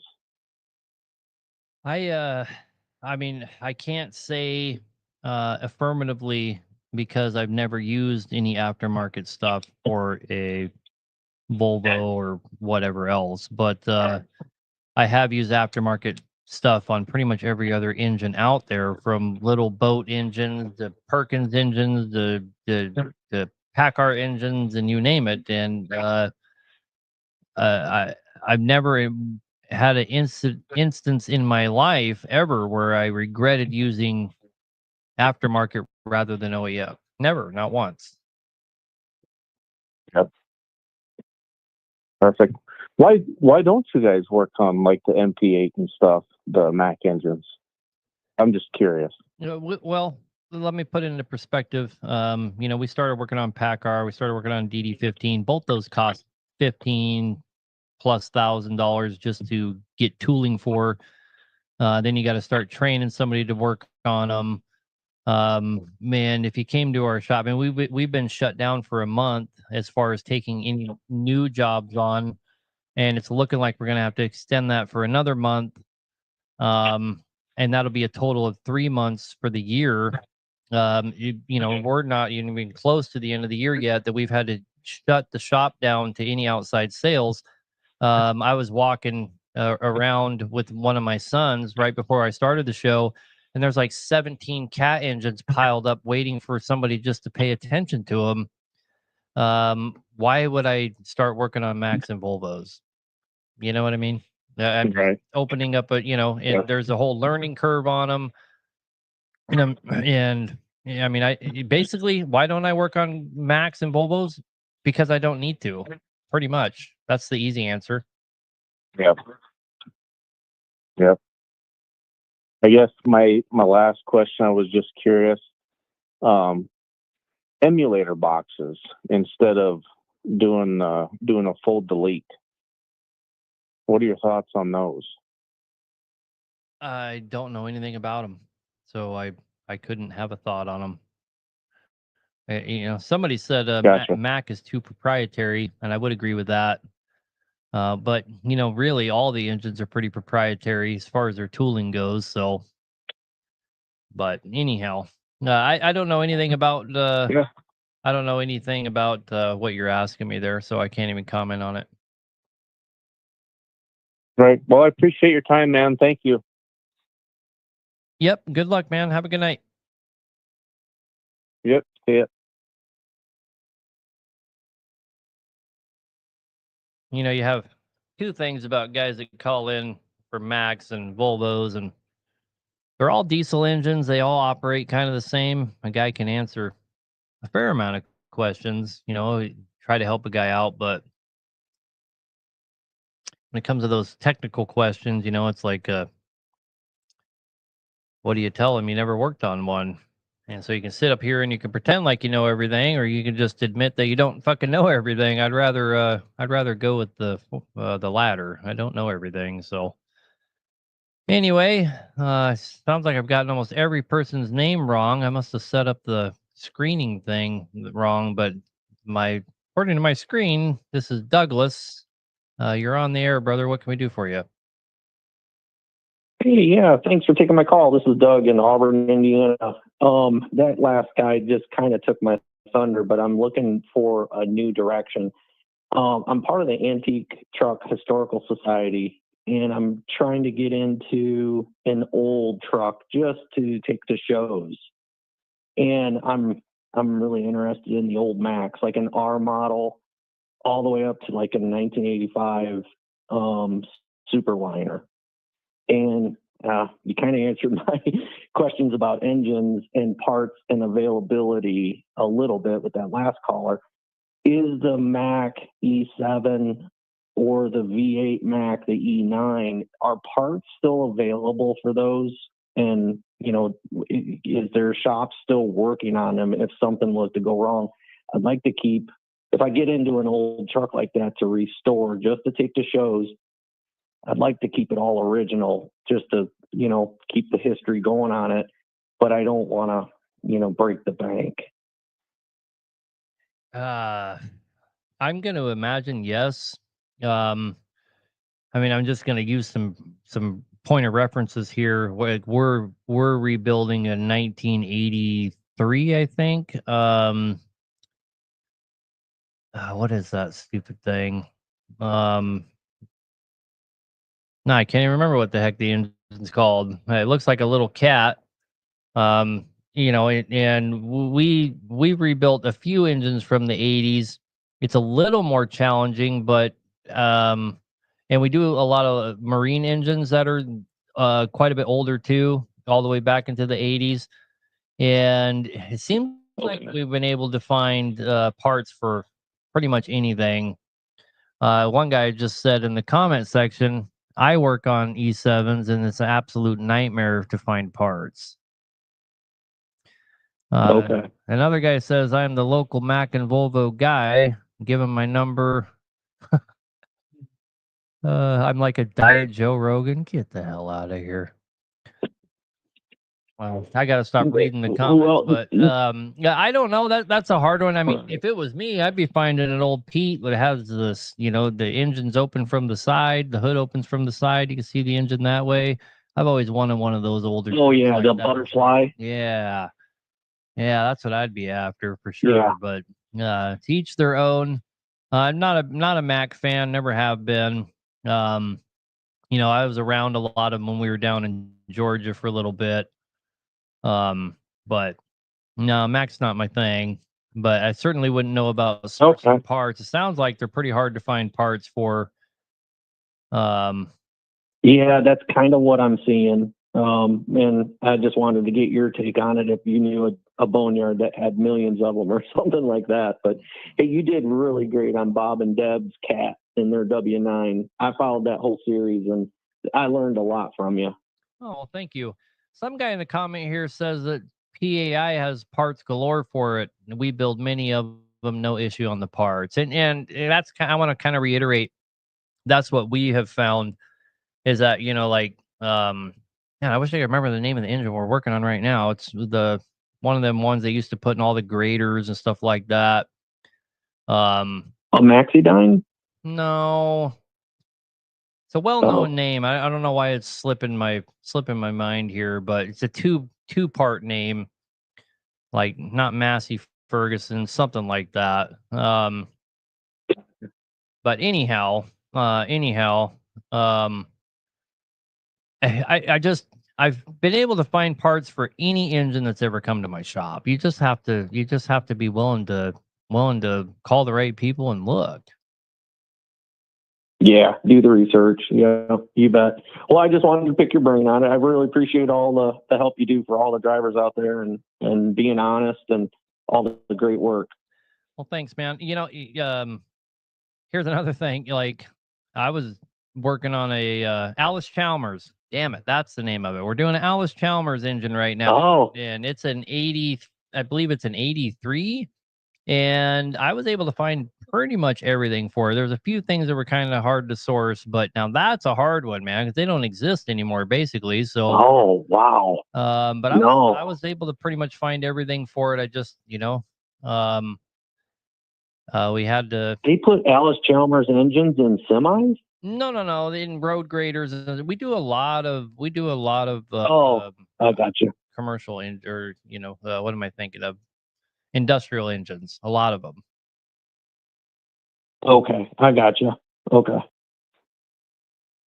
Super. Well, great talking to you. I appreciate the show. Have a good night, brother.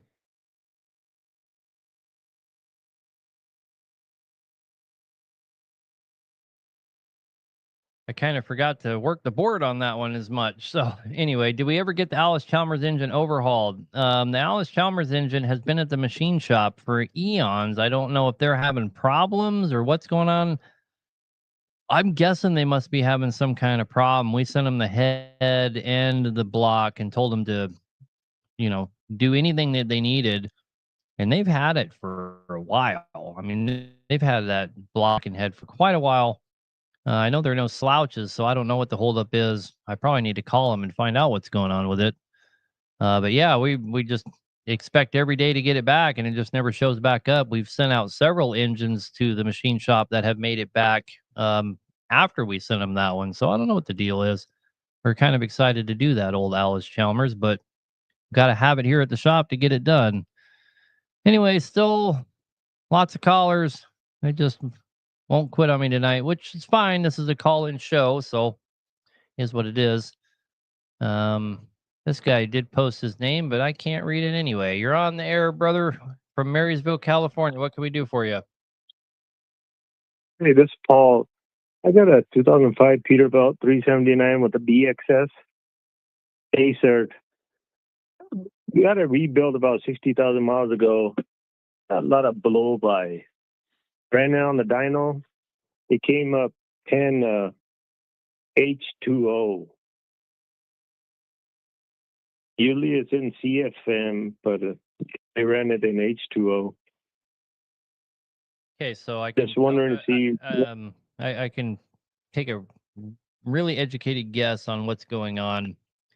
Your BXS A-cert, out of all of the cat engines ever built, is the most prone to breaking rings. I don't know why that is. I can't sit here and pretend like I know why that is, but I owned several BXSs and we work on them all the time. And it is the most common engine to have a broken ring in with very low mileage on the truck. And I don't know if it's just the way the VBA's operated or what it is, because they have a different VBA system on them. But if you're experiencing blow-by on that thing, I don't even need to see it. I already know it has a broken ring. It might even have more than one. They're just very, very prone to it. It is a problem that the BXSs have. Okay. I did an oil sample on it. Oil sample came out good. There's no metal or anything in it. Could it be a turbo issue? Again, I got to go with what I know.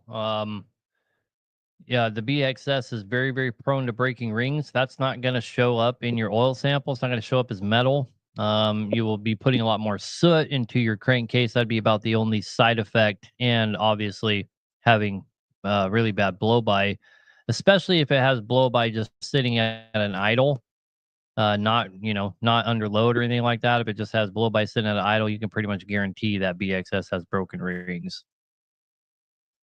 Okay, yeah. Because before we got it overhauled, like 4,000 or 5,000 miles, the oil would stay clean. But now, like after one trip, 1,000 miles, the oil turns black. Yeah. Getting a lot of soot in the oil. You have broken rings, brother. You have broken rings. Okay, how is your the new rings you was advertised? Is that good for that application? The gapless rings that we have. Yeah. I mean, that's the whole point, is they don't allow any soot to go into the crankcase, right? Or any combustion gas. And even if the ring was to break, they would still have a total seal. So yeah, they would really, it would have came into their own, but it doesn't, doesn't really matter. You have broken, you currently have broken rings, brother. That's what's going on. No, I'm asking on have you ever tried them on like a BXS? Do they hold up better than like cat rings or?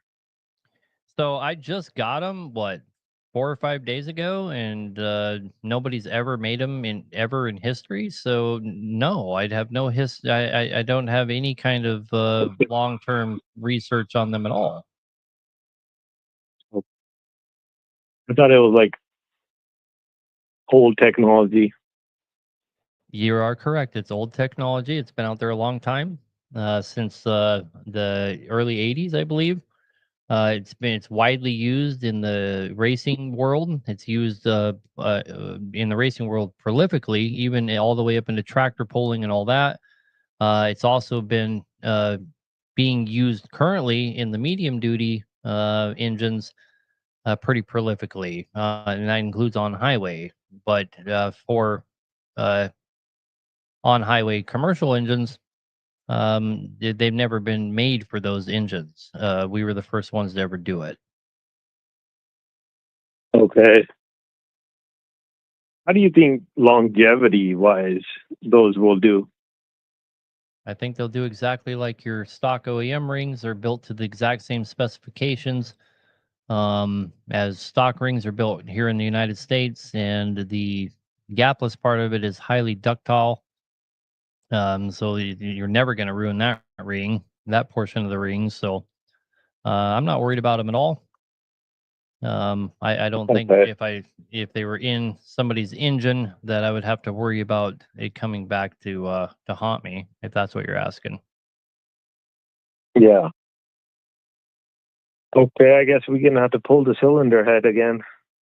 See what's going on. Unfortunately, brother, you have broken rings. I pretty much guarantee it. I wouldn't want to get a guy to rip his engine apart for no reason, but I feel pretty confident in telling you that's what you got going on. All right, I appreciate you taking my call. Have a good night, brother. Thank you.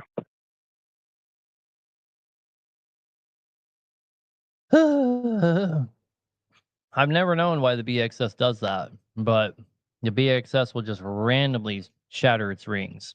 And I've seen it too often not to know that it's a problem for them. My own truck had that problem.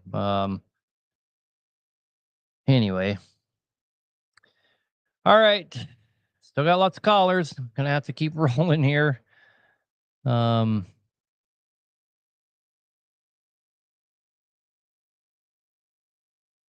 I got a lot of good comments. I tempted to get into them, but we'll steer too far away from the callers. Again, this is a call-in show, so we got to stay true to form here. That last guy was from Marysville. I spent a lot of time in Marysville. Got a lot of family from there. This caller's from Walla Walla. No other information. Hello, you're on the air. Hey, so I am a shop owner, work by myself, had a truck. It was a Cummins ISX15 CM 2250. In-framed it, about back in May. He took it about 15,000-ish miles. Now it's got a broken crank. Broke right at the number 3 connecting rod journal. I was just wanting to get some opinions on it. Somebody that's seen more engines than me. Why do we got a broken crank? Any thoughts on that? Well, my first Something I question put together wrong? the first question is, when it came to you, why did you guys overhaul it in the first place? The truck was deleted by somebody at some point, and they did not block off the EGR. The EGR valve went bad. The flapper went through the motor and buggered up some of the valves, buggered up the turbo. that's why we overhauled it. Okay. And so did our piston strike the cylinder head? No. Okay. And so the piston didn't strike the cylinder head. What did the crank look like? I mean, what did the bearings look like? How bad were they?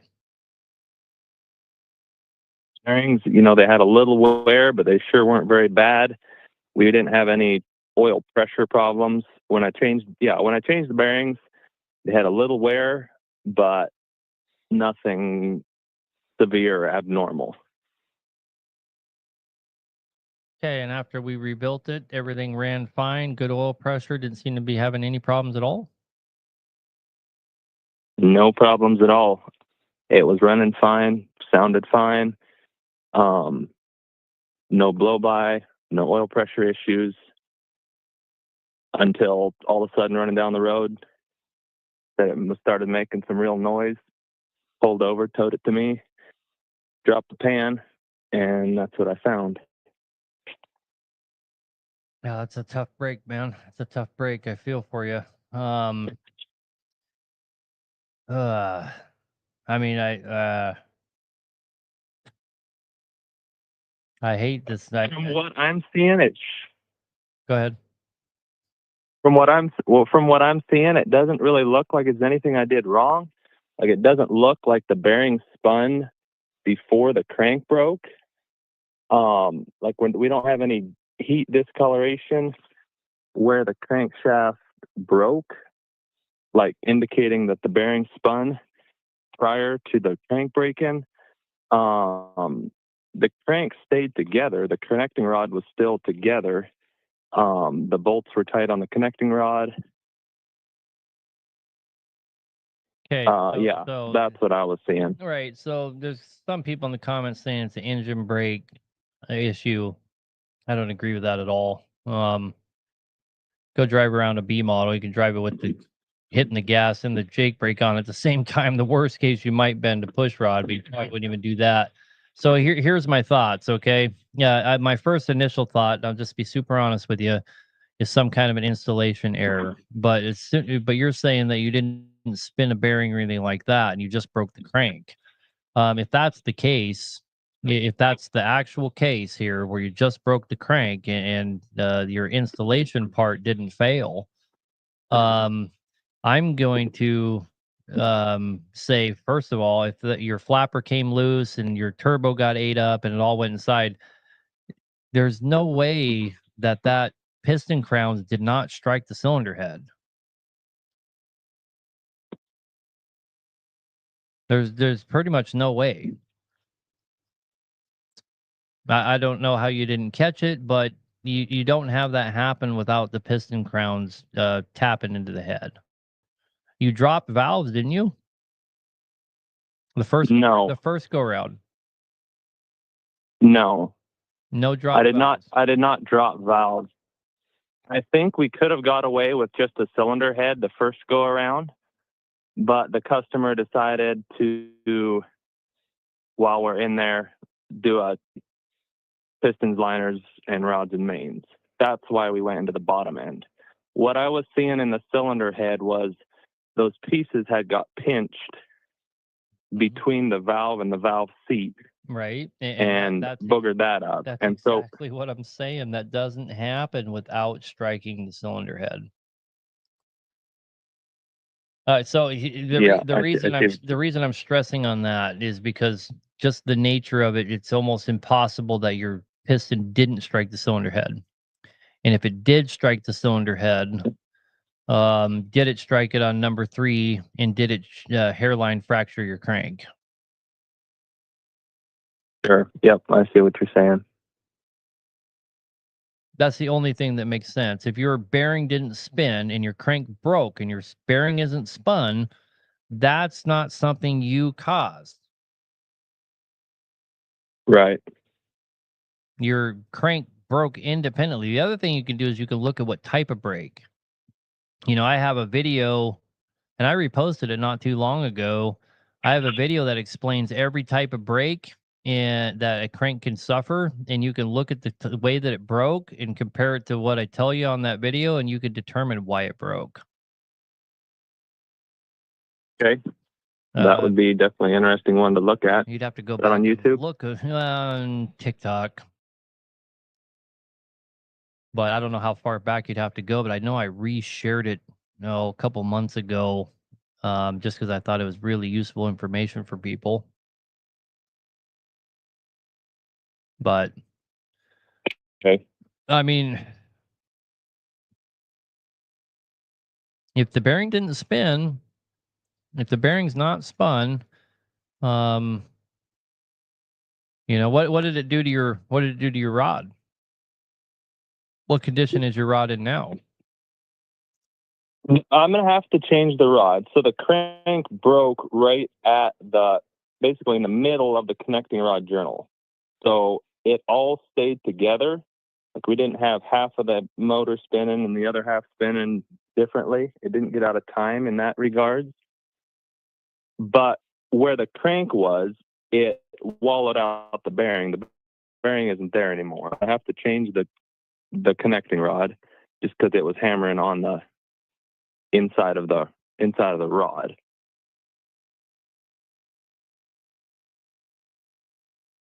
You following me? Yeah. So your rod is still together. Correct. I don't know. My rod is still together. Yeah.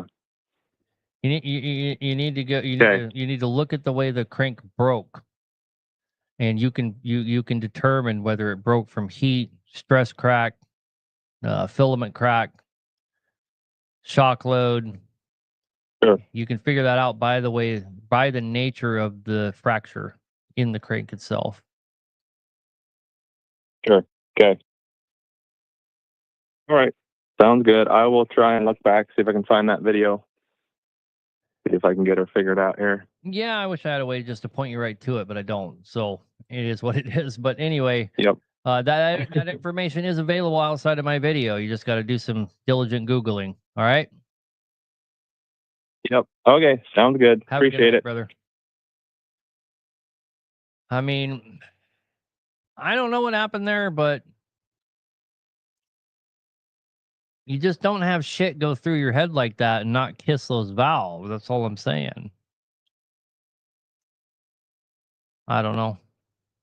But the bearing did come out of there, so that's a tough one. That's a tough one.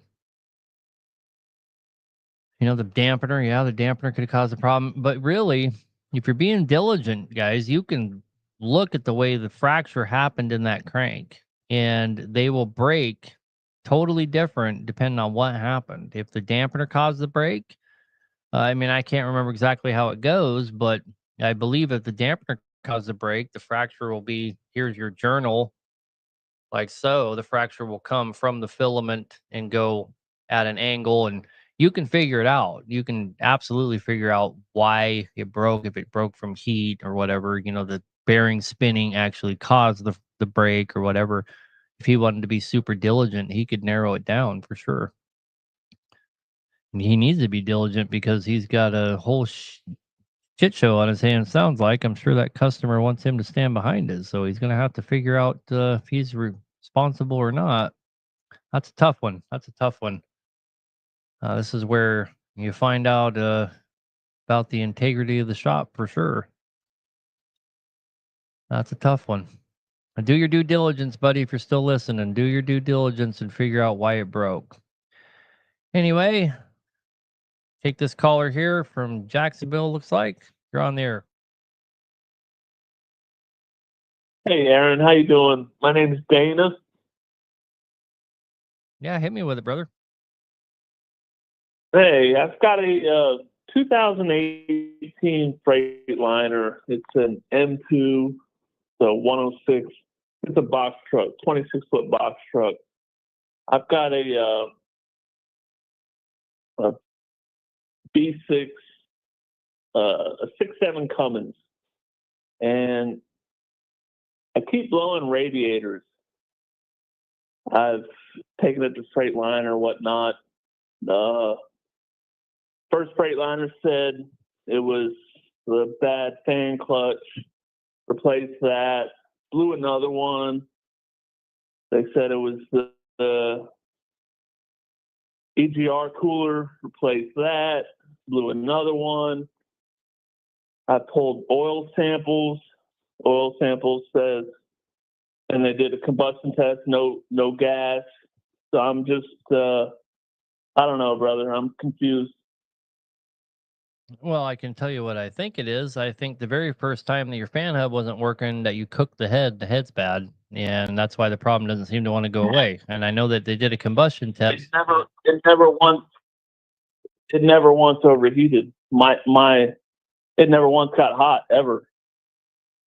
My fan clutch wasn't bad. It was making that rumbling noise. So they said, oh, they're just selling me parts.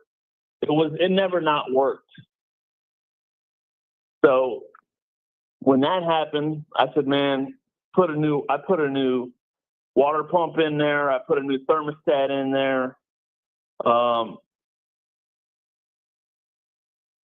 just kept going, and they said, okay, it's good.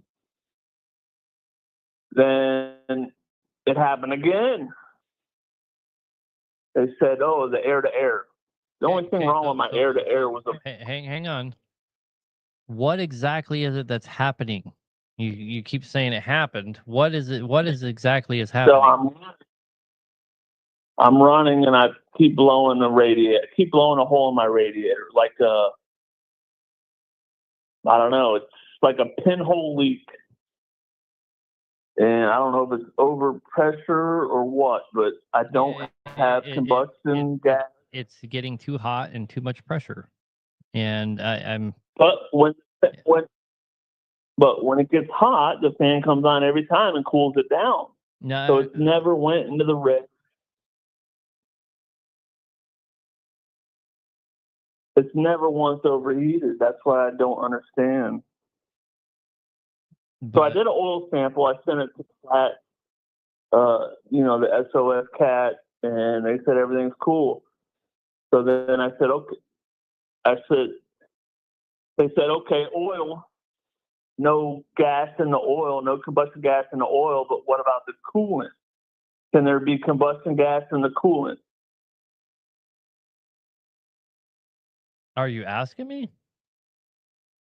Yes, sir. You don't want to hear what I'm trying to tell you. That cylinder head's no good. That's causing your problems. It did get overheated. It doesn't matter what your gauge told you. That head got too hot, and that's what's causing your problems. And this problem's not going away until that head goes away and a new one gets put in its place. Okay, so all right. So when I took it to Freightliner, why can't they, is it a slow leak, or, the leaking head, or, like, they're telling me it's passing the test, the combustion test. I don't know. There's a myriad of factors that could keep them from getting a positive test.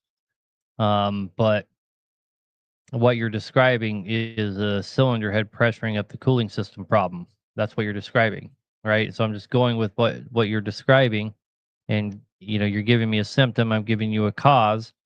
I can't account for what Freightliner is doing. I understand. The first, obviously the first time it blew, I took the Freightliner, I paid for it. Obviously that's under warranty for a year. So it happened 2 more times under warranty. They covered it. They said, oh, it was this, it was that, it was the EGR cooler, it was, whatnot. Now, when I did change the EGR cooler, the temperature did come down. I did notice a difference. So I figured, hey, man, that was it, And probably 4 months later, happened again.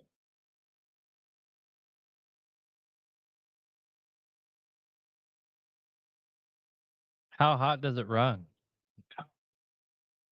When you're just going the down fan comes the road. on at like, no, when I'm going down the road normally, right where it's supposed to run, like, it's not the first Freightliner I've owned.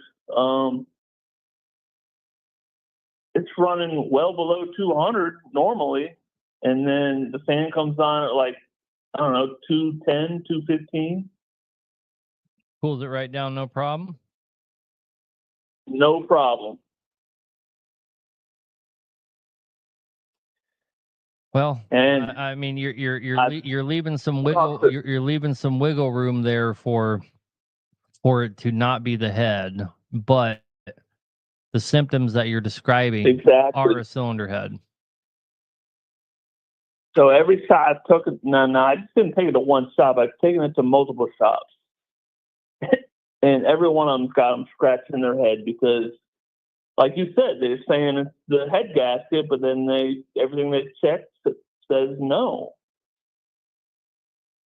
I don't think it's a head gasket. I think it's the cylinder head itself. Cylinder head itself. Yeah, I'm not a mechanic. I'm asking you for advice. Obviously, I don't understand. I'm just going off what they tell me. The very first time you had a problem, that cylinder head got overheated. Bet you $1 million. And now it's on repeat because the cylinder head's causing the problem. Okay. Now, I bought it used. I ran it for a good 6 months before I had a problem. I don't know the history.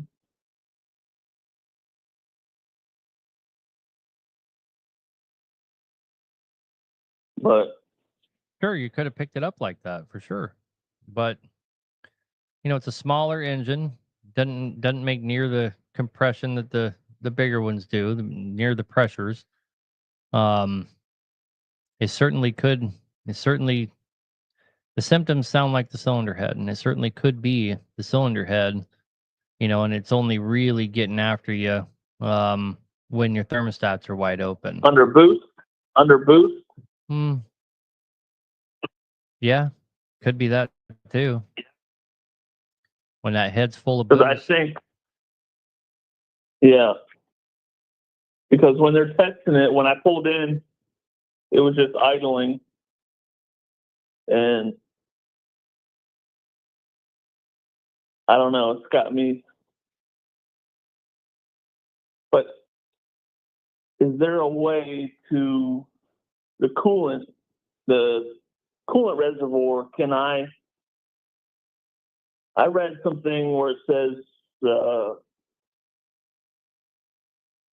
pressure test it within the first minute. And if it's above so-and-so, then that's a telltale sign. Is that correct? I don't know. There's all kinds of tricks out there that I probably have yet to learn and maybe need to learn. I always do a combustion gas test, but you got to make sure that it's above, it needs to be up there 195 before you even do the test. So I'm really wondering, if your thermostats are closed and they're doing the test and they're not doing you any favors. I pulled in when it was super hot. I'd been running it all day long, probably like 5 hours. And he immediately put that test on there with the gas. And he said, man, it passed. I mean, it was super hot. I pulled in there. See, I'm always looking because I've blown radiators in the past. So I'm always looking for coolant leaks. And my last delivery, I spotted a leak, leaking. So I drove it straight to the shop. It was already hot. I mean, not overheating hot, but it was already leaking coolant. And he immediately tested it right then. And he said, man, it's not, I guess they put that purple dye in there or whatever. But he said, man, it's not. And how much coolant did they have to add? I mean, we have stories of losing coolant. I mean, brother, Didn't lose any coolant. It'll never. I check it so often that I don't let it run. If it had no coolant in it, I wouldn't run it. No, you said you had a coolant leak. Yeah, from the radiator. Right. So I drove it straight there. Right. So how much coolant did we lose in that time? It didn't even go below. It didn't even go below the line, the low line. You know, the high line, the low line. It didn't even go below that. Okay. It was literally like 10 miles down the road. I get you. But you know, if the coolant, somebody just said it, the coolant goes below the sensor, It never did. it won't read it. But anyway, Never did. well, then I don't know what to tell you, brother. I really don't. I mean, you have only thing I can tell you is that all of your symptoms point to the cylinder head not being any good. That's what they point to. So you're saying a cylinder head is different than the head gasket? Well, head gaskets don't fail independently, right? So it's much more likely that the cylinder head is cracked. Okay. Wow. And these smaller motors, the 6.7s, they can't be rebuilt, correct? There's no liners in them, correct? Yeah, you can. Yeah, you can. You can fix them. Because I asked Freightliner, they're telling me, oh, you can't rebuild that small. You can't. You gotta. I don't know if they're trying to sell me an engine or what. Well, even if they don't, not have really sure. even if they don't have a wet liner, the cylinder head has nothing to do with the liners, so they're retarded, and that's putting it nicely. Yeah. All right. I appreciate you, man. I'm a big fan. Been listening to you for a while. Yep. Well, good luck with that one, brother. I hope that you figure it out. All right. You have a good night. You too. Bye.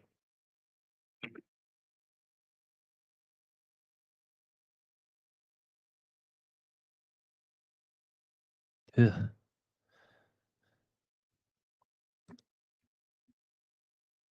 Oh shit! It's 9 o'clock. Show's over. How the hell did that happen? Oh man, we went from having plenty of time to show's over. We still got several people on hold here. I'm not going to take any more callers. There's 5 people on hold. We are going to take all 5 of you because you all waited. If you just called in like somebody just did, I'm not going to take you. I'm just going to drop you. Not to be an asshole, but these 5 calls could take a minute. Let's see if we can burn through them. Well, we better start taking them. Mayor Farms from Houston, you're on the air. What can we do for you? Hey, on a 3406E cat, I talked to you earlier about it. It's a 1LW. Do you know what pistons came in those from factory? Are they aluminum or are they 2-piece? Both? Is there any way to tell exactly what they are? I mean, from a serial number or anything? I mean, I know the truck could be rebuilt, but I'm just trying to see what came from factory. Yeah, I'd have to have your engine serial number and see what it got built with. I couldn't just guess from here. You know what I mean? If it was a low horsepower, versus a higher horsepower, it certainly is a 2-piece. It has a skirt for sure. Yeah, it came with 410 on it, and the serial number is a 1LW17575. Yeah, so that's a pretty low horsepower application there. What's the big concern? Why do we need to know? I was just curious why or what was in it, just to know if I ever wanted to put a little bigger cap file in it or anything to be safe. You can't do that without doing some work to it first, or you're going to tear it apart. It's too low a horsepower CPL. Yeah. Well, I mean, there's no way to know. I mean, I know. I mean, the engine could be rebuilt, but there's you don't know what it. You mean there's no way to know what it came from factory, is what you're saying. That you can't find out. There is absolutely. It just I don't have it in front of me, right? You could call Cat. Oh, and makes ask sense. them. Yeah. Cat will tell you.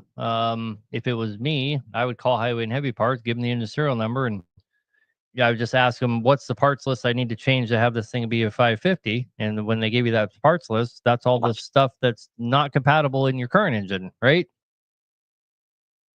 Yeah. All right. I don't mean to take your time. I know it's past your time. I appreciate it. Good luck with that one, brother. Have a good night. Yep. You too.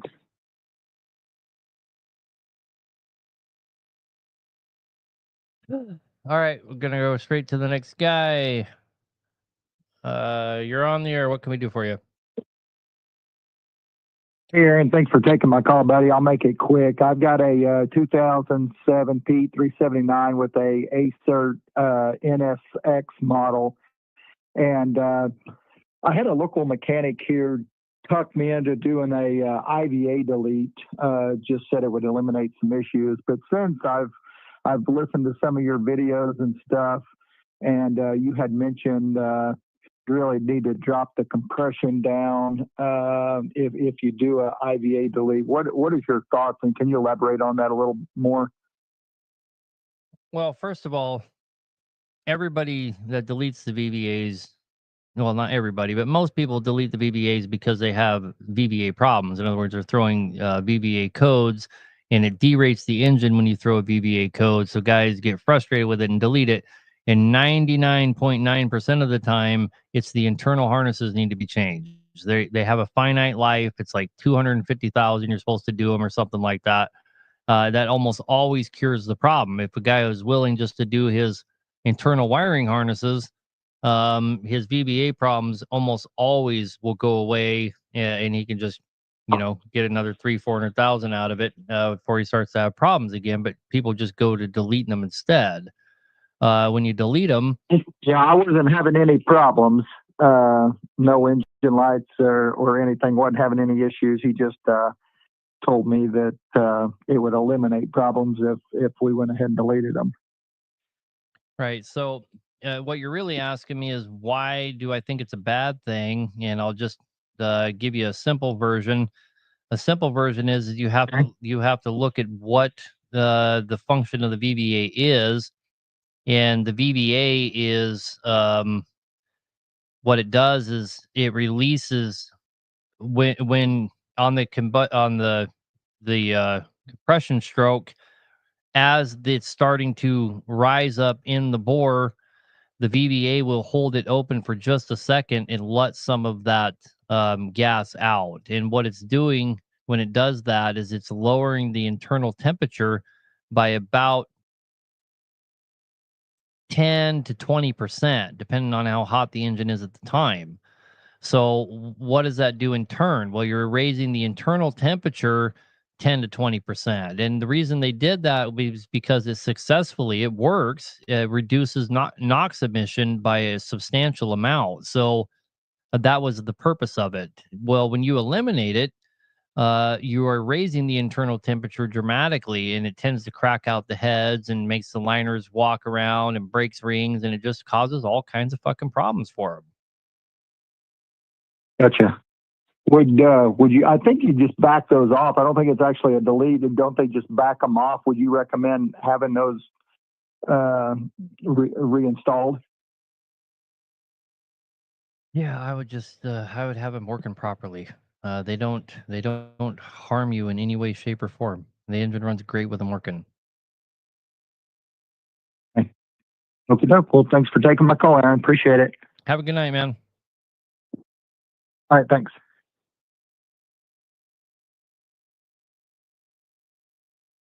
Can't tell if another caller snuck in here or not. But anyway, we'll go ahead and take them. Hey, you're on the air. What can we do for you? Hey, Mr. Bennett. Thanks for taking my call. First time owner of a Caterpillar engine.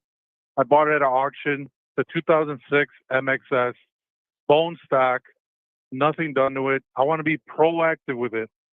Any maintenance tips on what to do to the fuel system or anything other than oil changes and valve adjustments? Any other maintenance routines that you would recommend?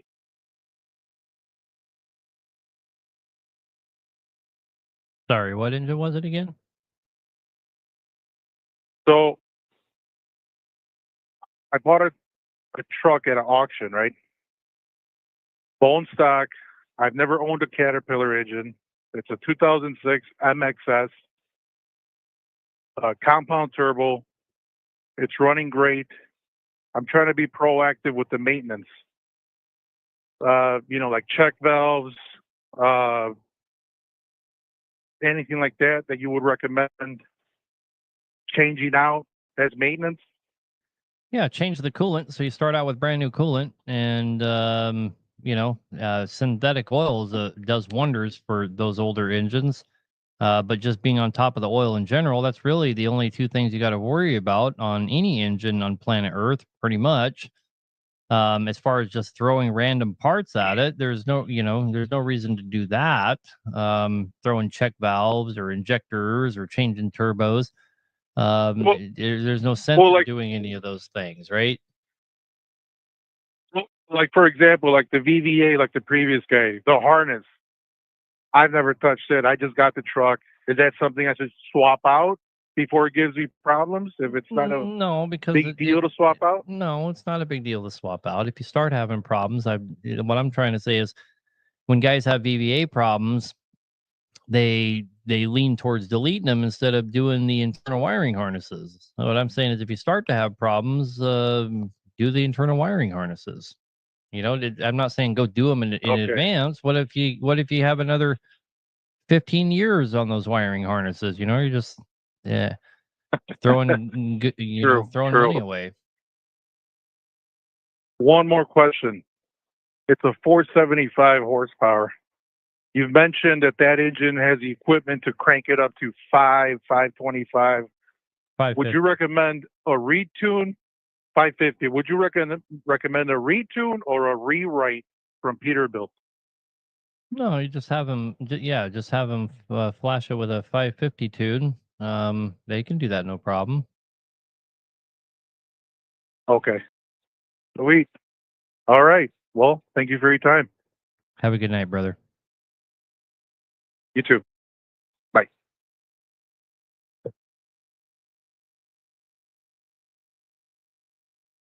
All right, we got two more. Let's get them done. Hello, you're on the air. What can we do for you? Hey, got a C15 Cat single turbo. I'm having a problem with my power temperature. It's going over 1,000. Takes all air to air chart cooler. Nothing's leaking, no air out. It has 625 horsepower. What do you think that would cause the power temperature to go so high? Everything on its stock?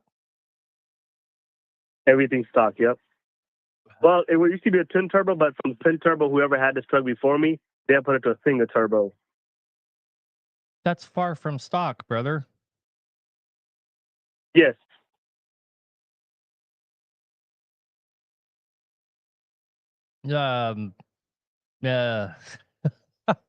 Is the exhaust still stock? It is. Okay, that ACERT came with catalytic converters in the exhaust. That's probably what's going on, most likely, and they're plugged up, and that's what's causing the problem. Gotcha. Okay.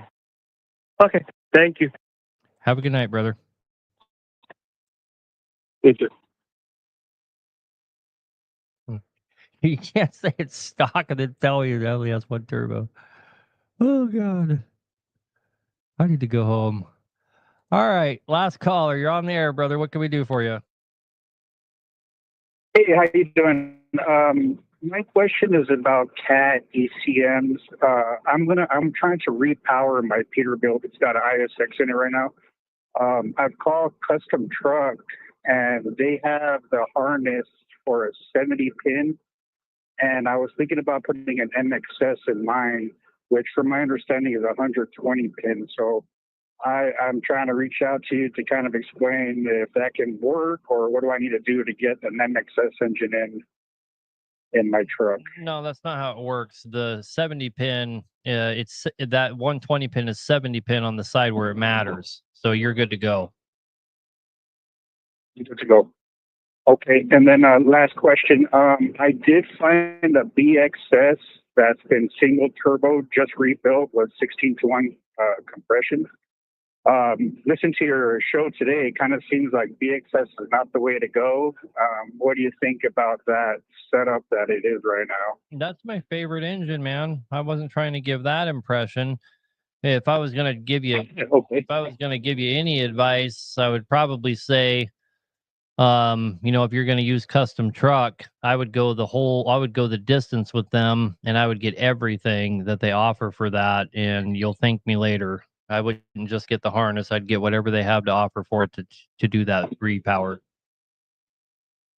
So you're talking about the intercooler piping and down pipe and all that stuff. Yep, all that stuff, the motor mounts, everything. But you'll thank me later. Okay, so you think if I went with that BXS with the 16-to-1 singled out, I shouldn't have a problem as long as it was built right, I guess.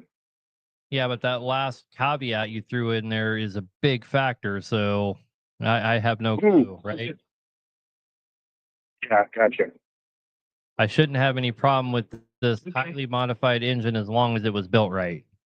Well, yes, the answer to that question is yes, of course. But you just put a huge stipulation in there that no one knows if that stipulation is correct. Gotcha. Okay, well, I'm thinking about probably pulling the trigger on that one then. That's all I got for you. Enjoyed the show today. Appreciate it. All right, sir. Have a good night. You too. Thanks. Bye-bye. Bye. We're still talking about that guy's radiator over there. You guys have to pay attention to everything he said, guys. He did a radiator mount. He did everything. Everything's new. Everything's new, and he's on his third or fourth radiator. Everything's new, and it keeps blowing holes out of the radiator.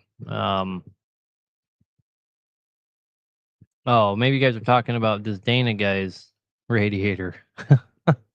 Anyway, I thought we were talking about that guy that called in. Turbo suggestions for a 3406B. If you turn it up to 550, probably a 78 millimeter 132. That'd be probably my suggestion. But anyway, guys, we're over the time of the show. I actually started early. I see some people complaining about the reception. We have Starlink now. I did notice that the show went way better. Way better. If you guys did catch a little bit of lag, I apologize. This is the best I'm going to do. Oh, you did call in. Yeah, it is the same guy. I see. Yeah, it's really cool. We got these comment sections. Everybody helps out. It makes it a lot of fun. But anyway, yeah, I mean, I can tell when it's lagging out, and on my end, it's a couple of times it was a little glitchy, but it never lagged out or anything like that. That Starlink is definitely makes for a lot better show. Maybe I can start looking into having some guests on again. That's why I've been avoiding having any guests. Is man, just some of those shows were so shitty with the internet. It wasn't even worth trying to have a guest on. Just miserable. So anyway, guys, I appreciate you joining our Hack Nation Live. It really wouldn't be much of a show if you all weren't here. So again, I appreciate you. We'll see you next week. We have a lot of cool stuff going on. Keep an eye on our social medias here. As you guys know, we dropped some turbos. We're dropping a bunch of other stuff. I heard a rumor that our kits arrived in Coleman. Hopefully I have one of them in my hands before the week's out. If worst case, beginning of this coming week, and we could start this ball rolling finally. Pretty excited. I don't know. I just drive the damn thing. Yeah, I'm always trying to find a new shirt that's funny. The guys around here get a kick out of them. So, do we sell heads? Yeah, man, we sell heads. The head that we are going to be, I've already showed everyone our head. Our head's the same as everybody else's. Oh, there went my last brain cell. Our heads are the same as everyone else's. Again, told you guys I'm not going to lie about that, or lie about any of our products. We're just taking what is the best head out there and making it one step better. We're coating all of the valves. We're putting Inconel valves in them, and plus we're coating the valves and the stems, and we're coating the cam bushings in the heads as well. We're going to be doing all of them: the Cummins, the Detroits, the Cats. So we're not just going to stamp our name on the side and try and tell you it's different than all the other heads. Yeah, that was the last of your brain and it's in your hand. That's what I'm trying to say. Lost the last of my brain cells with that sneeze. Anyway, guys, I probably better wrap it up. Y'all have a good night. I need to get home. Thanks for participating. We will see you next week. Love you long time. Thanks for being here, and thanks for being in the comment section. It's always nice to have a whole group of guys helping me figure out people's problems. I certainly don't know everything, and if I come across like I know everything, that's not my intention. My intention is just to help as many people as I can and give people a chance to reach out and get some help that they don't have to pay for. So anyway, see you next week, guys. Thanks again.